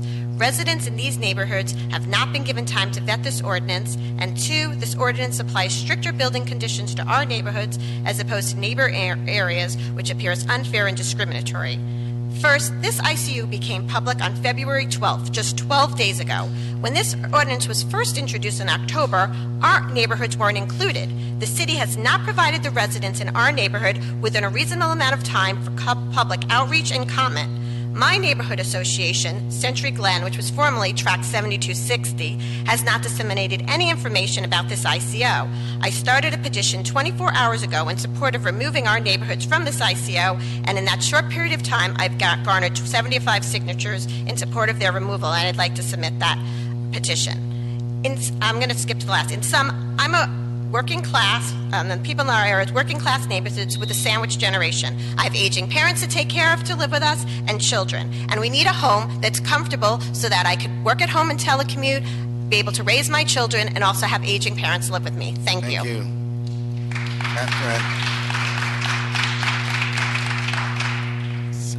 Hi, Catherine. Hi, my name is Catherine Gopal-Singh, and I'm a homeowner in the Lower Council 5 affected areas. Thank you for the opportunity to speak in front of you today. Let me state that I'm opposed to the interim control ordinance that is before you today. I believe that this ICO unfairly limits a homeowner's ability to establish a personal residence that meets their definition of the modern family. Part of what makes Los Angeles and these specific neighborhoods so special is the fact that they are a growing dynamic representation of America. People are free to design and build what meets their definition of family. Owning a house is the great American dream, but what is not stated in this but implied is the ability to make the house your home. From many of these, this includes building and renovating to meet your family's needs. To say that building a home to meet my needs poses a current and immediate threat to public health, safety, and welfare just because I choose to build square footage in compliance with existing rights seems extreme and short-sighted. I would urge the council to vote against this ICO before you today. Thank you. Thank you. Stephen Fernandez, Peter Burson, Scott Olet, and Misek Azurio.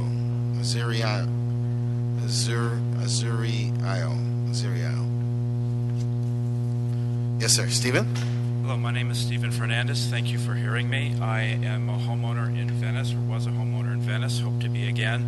I'm an architect, and I have gone on record opposing overscale development in my neighborhood. I hate the boxes too, but I'm against the ICO, so probably everybody's going to hate me. The reason I oppose the ICO, especially in the Venice area, is because if you're going to get rid of the 20% bonuses for articulated facades, you're going to create a box, which is precisely what you're trying to avoid. Why don't you include setbacks for the side yards as well and still give us a 20%? That way a creative architect can make something that will be pleasing to the street as well as to the neighbors on the side. The second thing that's important to me is, I may be misreading it, but my house had entrances that were set back, and my house had, the one that I just sold, had eaves that projected out, and if those get counted as square footage, somebody's going to opt for an interior square footage rather than having nice overhangs. Thank you. Thank you. Good afternoon, Councilman. This is Peter Burson. I'm an attorney, and I'm a resident of Beverlywood. I'm volunteering my time on behalf of the majority of what I believe to be the majority of residents of Beverlywood who oppose the marginalization of their community. We are opposed to the 15% bonus. We believe there was insufficient outreach by Koretz's office to ascertain what the majority of our community wants, because it doesn't want a 15% bonus. We want to be treated just like Beverly Grove and Faircrest Heights, no bonus. Don't forget that we have CCNRs that do limit the size of construction in our community such that the lot has to be compatible with the adjacent lots. So if there's two single-family homes and in the middle on a raised piece of property they put up a 6,000 square foot house, that is clearly in violation of our CCNRs because it is not compatible with the adjacent lots. And that's what's going on in our neighborhood, because these are 1946 to 1952 homes, single family, being dwarfed by these big mansions. Thank you. Scott? Yes. Hi, good afternoon, council members. My name is Scott Willett. I'm the president of the board of the Building Industry Association. I'm also a former board member and treasurer of the Studio City Neighborhood Council, and I was one of the authors of the Studio City RFA. I support a reasonable neighborhood conservation initiative. There's a reason that the Studio City RFA is not very restrictive. It's because the homeowners rejected it. When all the homeowners were finally notified and everybody knew what was happening, that's when all the opposition came out. All the homeowners in this case have not been notified, and so that's why you're not hearing from as many members that are opposed. In the 15 non-HPOZ neighborhoods, the planning department CEQA analysis projects the demolition and rebuilding of only 226 homes in the next 2 years, yet an interim control ordinance would severely restrict the rights of nearly 39,000 homeowners. How is this fair? How can you determine there is a threat to the health, welfare, and safety to the community and justify an ICO when only 226 homes are at risk of being torn down? There should not be an ICO as part of this neighborhood conservation initiative. Thank you. Yes, sir. My name is Misak Azirian, and I lived in Bel Air since 1976. And I urge you not to pass new regulations to make homeowners to make more difficult construction. The existing regulations takes us more than 1 year to get just a permit. Most before we complained about large homes and trucks moving dirt or concrete. Nobody complained about large trucks, garbage trucks that come once a week to get the garbage, and they stop at every single address. Homeowners are building large homes because of their large family members, and many times their parents live with them. And developers are building large homes because of buyers asking for large homes. Sir, thank you. Your time is up. Thank you. Okay. We are moving to general comment. Gary Morris.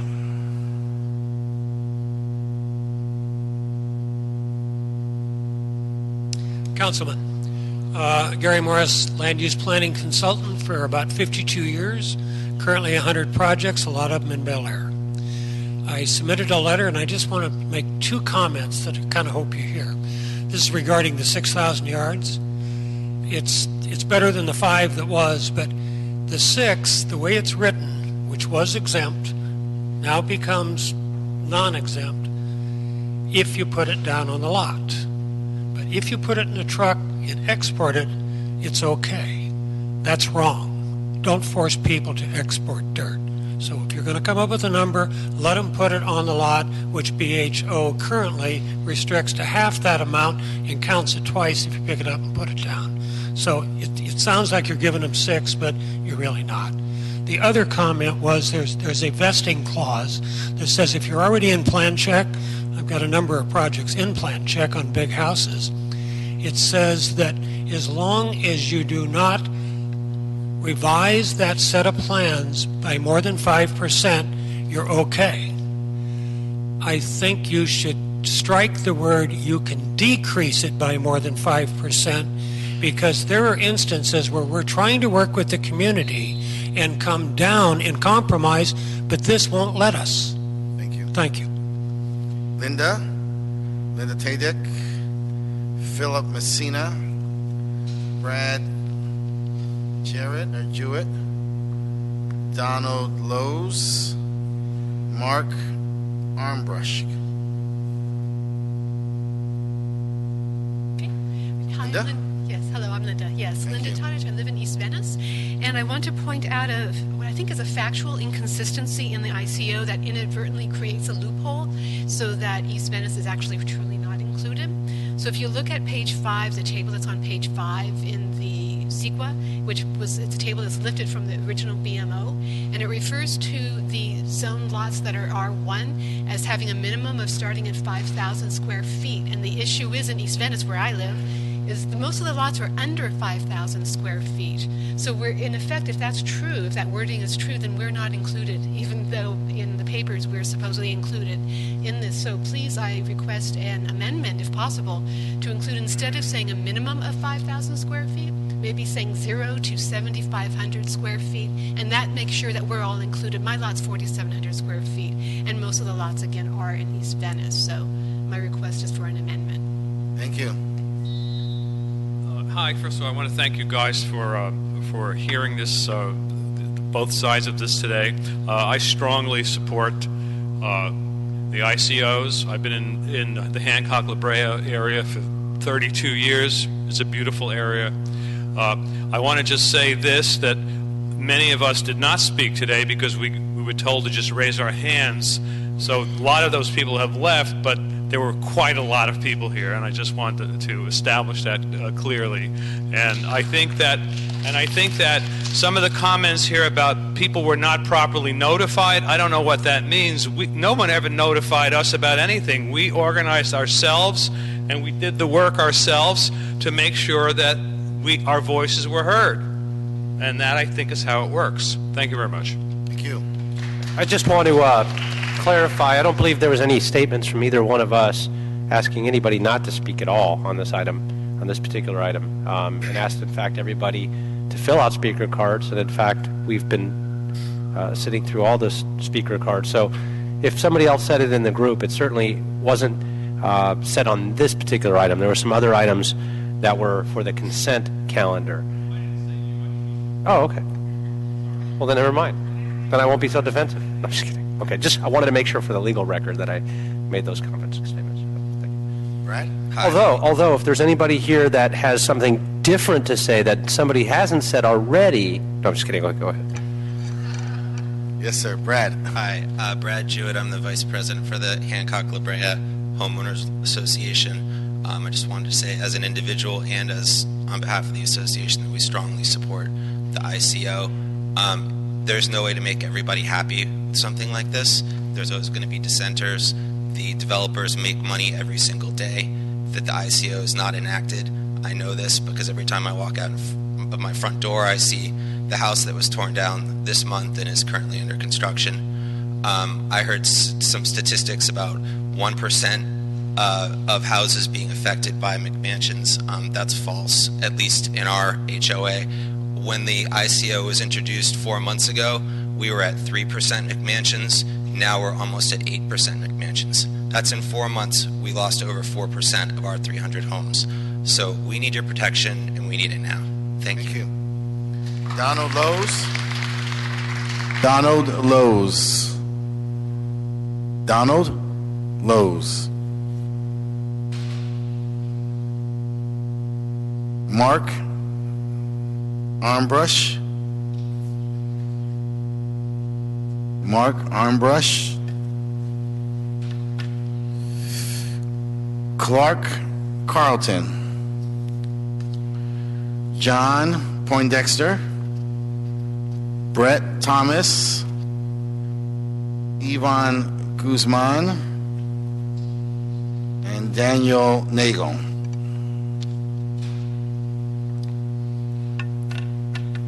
My name is Clark Carlton. I'm Vice Chair of the Committee to End Mansionization in North Beverly Grove. An interim control order is welcome but overdue. A singular standard should be applied to all neighborhoods, and many neighborhoods not in an ICO will be left vulnerable to exploitation. For this reason, the amendment of the baseline mansionization ordinance as proposed by Councilman Koretz must not be decided in 18 months or 8 months, but in a few weeks. The model for the BMO is working in the neighborhood of Beverly Grove in the form of a reserved floor area, and its standards can be applied immediately to all of Los Angeles. An environmental study is not needed. I can summarize the findings now. The replacement of original homes of 1,200 to 1,800 square feet by 5,000 to 6,000 square foot homes with monstrous energy footprints is harmful to the environment. Thank you. Mr. Poindexter? Good afternoon. My name is John Poindexter with the architectural and planning firm of Envirotecture. I've got two quick comments. The first comment is that the draft ordinance doesn't clearly indicate what the impact is on those projects that have received a discretionary approval of some kind but have not yet submitted for an application for a building permit. Staff has indicated that those projects would probably be vested, but I suggest that that should be explicit as opposed to implied so that there isn't any mistake made during the process. Second comment is that because interim ordinance have a tendency to be effectively invisible to some property owners in the development community, a number of property owners are going to invest in projects that ultimately can't go forward with it, that they cannot go forward with. For that reason, I would suggest that the planning department be encouraged to be involved in a very aggressive outreach and notification process so that property owners do not hire architects and engineers and invest in projects only to be found that they can't proceed with those projects. Got it. Thank you. Thank you. Brett Thomas. Brett Thomas. Daniel Nagel. Is that you? It's me. Yep. Hi there. My name is Daniel Nagel, and I live in Beverlywood. And because people love to hear stats, I've lived there for 22 years. I've submitted as a record to the council's clerk a petition, which I'm holding in my hand, opposing the ICO of 512 signatures, of which 392 live in Beverlywood. Beverlywood is a unique community because we have CCNRs that govern and regulate what its residents can build. We have a homeowner association which is elected by its residents, and we have a rigorous design review process that all homeowners who want to build or remodel must submit to. That is why many people signed the petition opposing the ICO, because they felt that we have the controls in our hands already. We closed the petition on the January 23rd and submitted our results to the councilman's office. The councilman's office approached the organizers of the compromise of the petition and asked us for a compromise. That compromise is reflected in their motion: a reduction from 20% to 15%, and an exemption, a removal of the exemption of the detached accessories and double height ceiling. I support the ICO as it's written under the guidelines for Beverlywood if the motion passes. Thank you. Excuse me, Terry Kaufman, Miss the City Attorney's Office. I'm not sure, but I think the speaker already spoke on this item. Yes, I did speak, but I put 2 speaker cards in. You get one. But one was for general and one was for... You get one opportunity to speak. Okay, thank you. Thank you. This isn't public comment?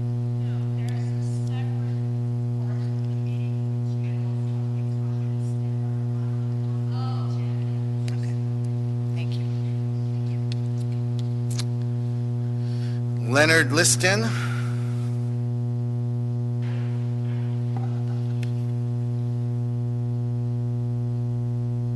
Clark Carlton, Amy Aquino, and Don Scheffler. Leonard Liston. I'm here to speak about the second ordinance, then the Bel Air part. My office, LC Engineering Group, is a civil engineering company. We have over 100 or so active projects in the Bel Air area, many of which would be impacted by this ICO, and we've looked at it very carefully and just think there's a couple of things in the language it could be that would better achieve the goals of the ICO, which is really what people have talked about, is the safety in the streets and the truck traffic on the street. Limiting the grading as a number will not do that, will not achieve that. Limiting import-export, of course, would. Limiting grading prohibits us as a designer to try to work towards balancing the grading on site and try to minimizing that import-export. It also would limit our ability to implement green building methods such as rainwater harvesting, that sort of thing, because that limitation of grading would prohibit us to, or not prohibit us, but severely limit us from being able to incorporate those kinds of things that we want. And it's just that it's disproportional because many of my projects are 2, 3, 4 acres, and I have the same restriction as a small lot. Thank you. Thank you. Clark Carlton?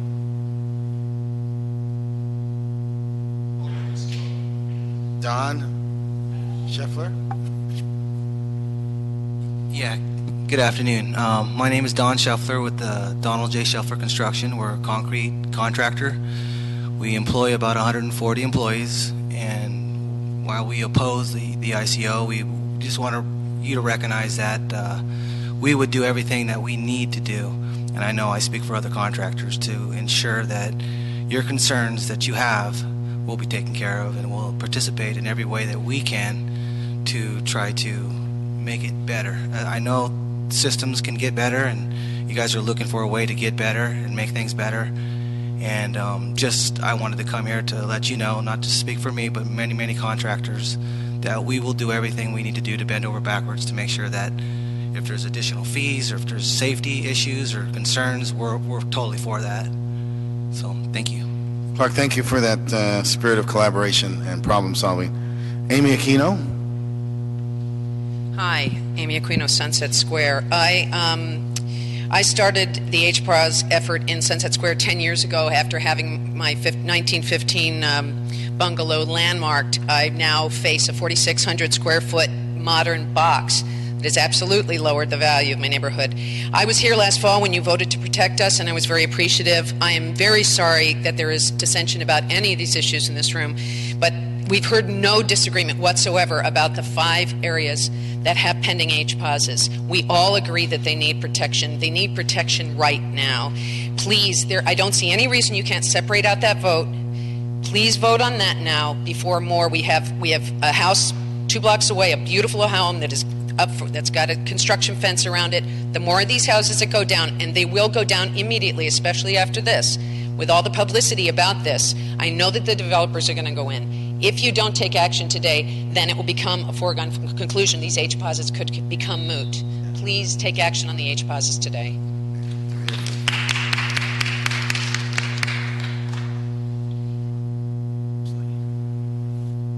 Tricia Keene, CD 11. Yep. Renee, we've heard from your boss.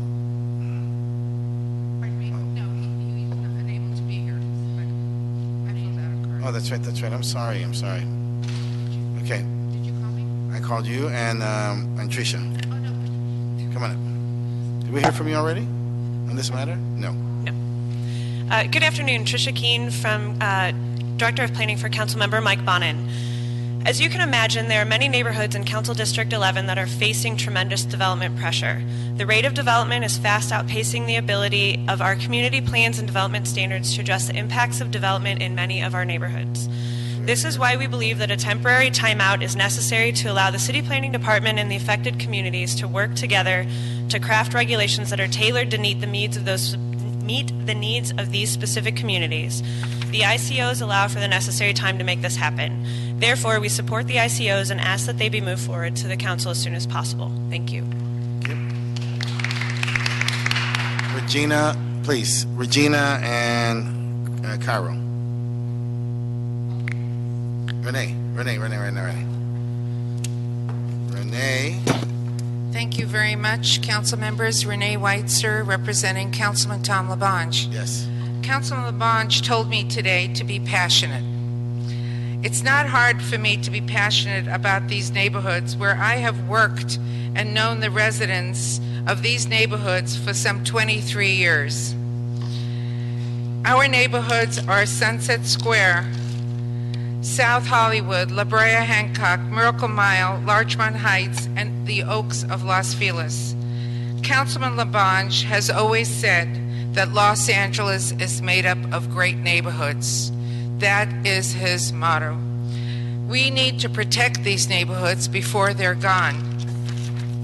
I want to especially thank the Planning Department, specifically Ken Bernstein, Tom Rothman, and Eric Lopez, as well as the city attorney. And I apologize for making them all crazy, but thank you so very much. Please, please forward this today. It is really a necessary measure. Thank you so much. Caro.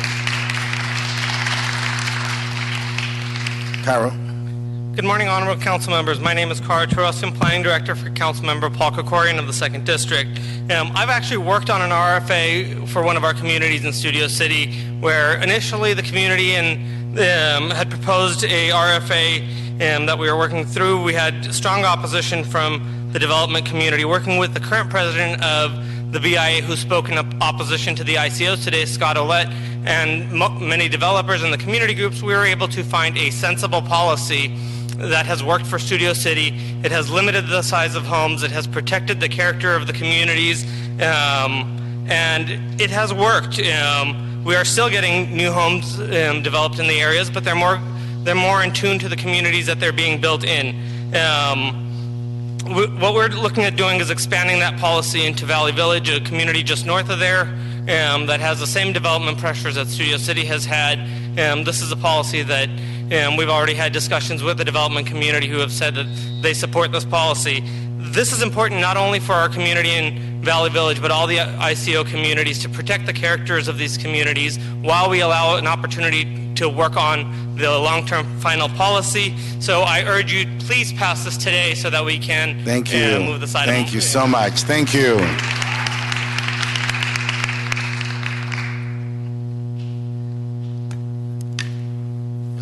saying? Everybody, anything that can be said has been said, but not everybody has said it.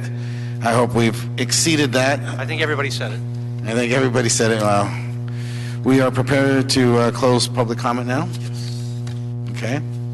That closes public comment. We have heard this matter. I thank you for all your time and attention, and this matter will be addressed at the next meeting of this committee and its full body with its chairman. Thank you all for being here. We have our next item, which is item 11. We have an appeal to be heard. You want to read item 11? Item 11, Councilman, is an appeal filed by Henry Ramirez, and it has to do with the action of the West LA APC. Go. You gotta go. For the conversion of a recreation room into a third dwelling unit in an existing duplex in CD11. And planning. Communication from the chair. Sure. Planning staff is present. Wait. Can we exit quietly, please? We want to move forward with the agenda. We've got an appeal to be heard here.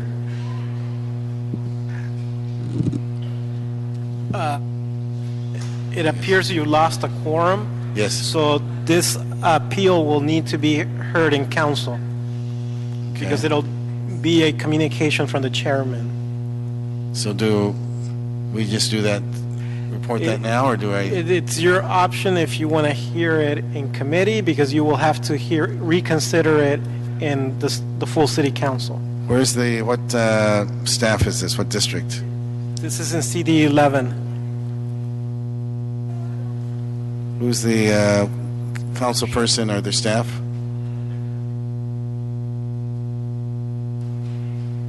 Trish, you want to come up here?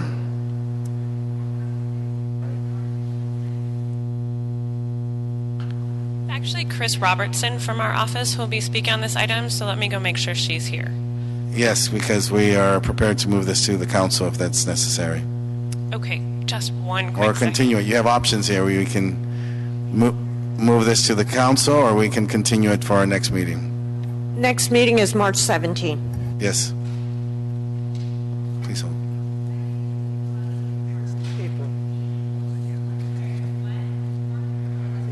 Yeah.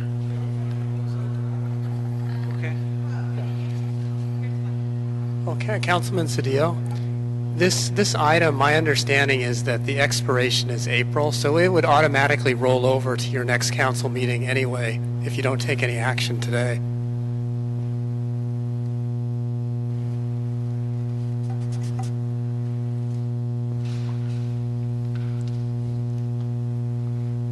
We are prepared to move this to the next council meeting. We've unfortunately lost quorum.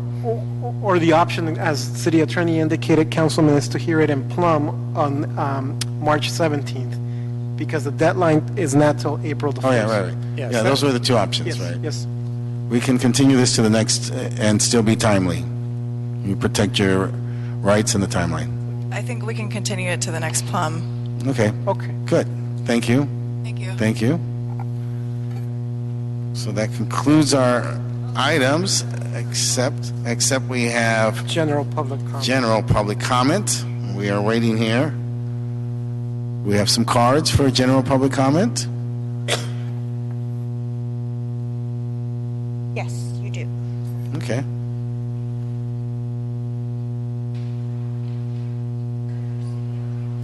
Just announced that Lydia Ponce submitted a card for number 11, but it's continued.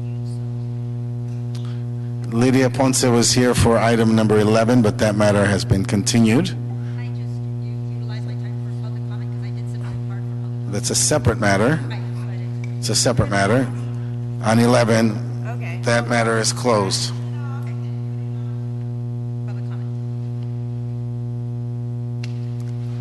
Hold, please. We have to distinguish between separate matters.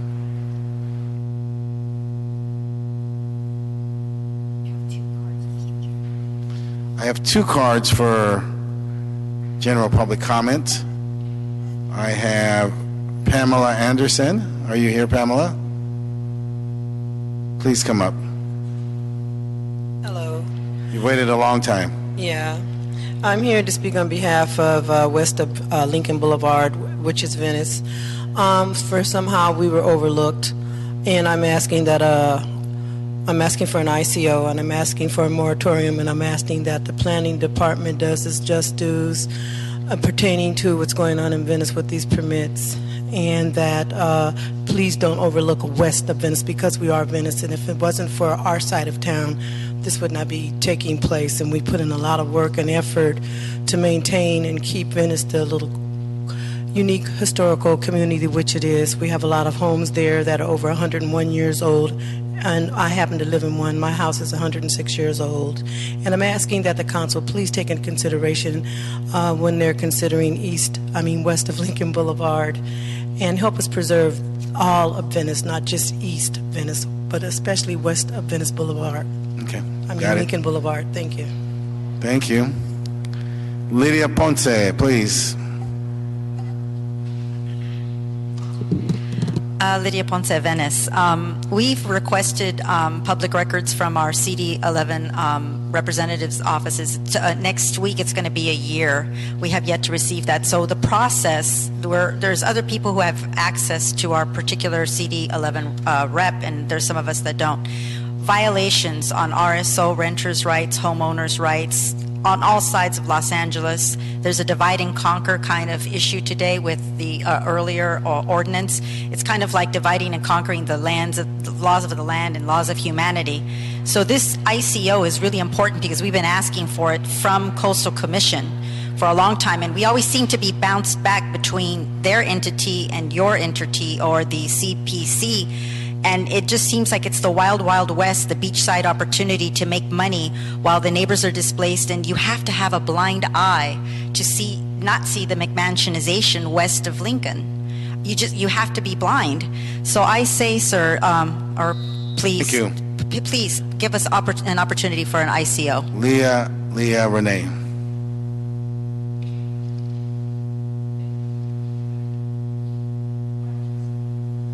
Hi, my name is Leah Renee, and we were overlooked as well in the Bel Air Bay neighborhood community. It's a coastal bluff. It's Alfonso Bell's Pride and Joy, built into the coastal bluff in 1927. And there's huge amounts of books and stories and history, and we were protected for the last 80 years. And unfortunately, we just didn't get noticed, any of us, and we've been writing letters to CD11 for 2.5 years to please protect our neighborhood. We'd like to submit that, and if we're not part of this interim control ordinance, if we could be part of another one, and who would we speak to about that? Thank you very much. Thank you. Your rep is here. Thank you. Does that conclude public comment?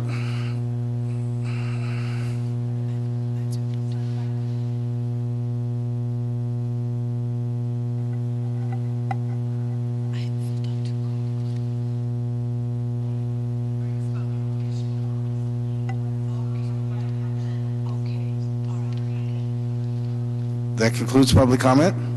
That concludes public comment.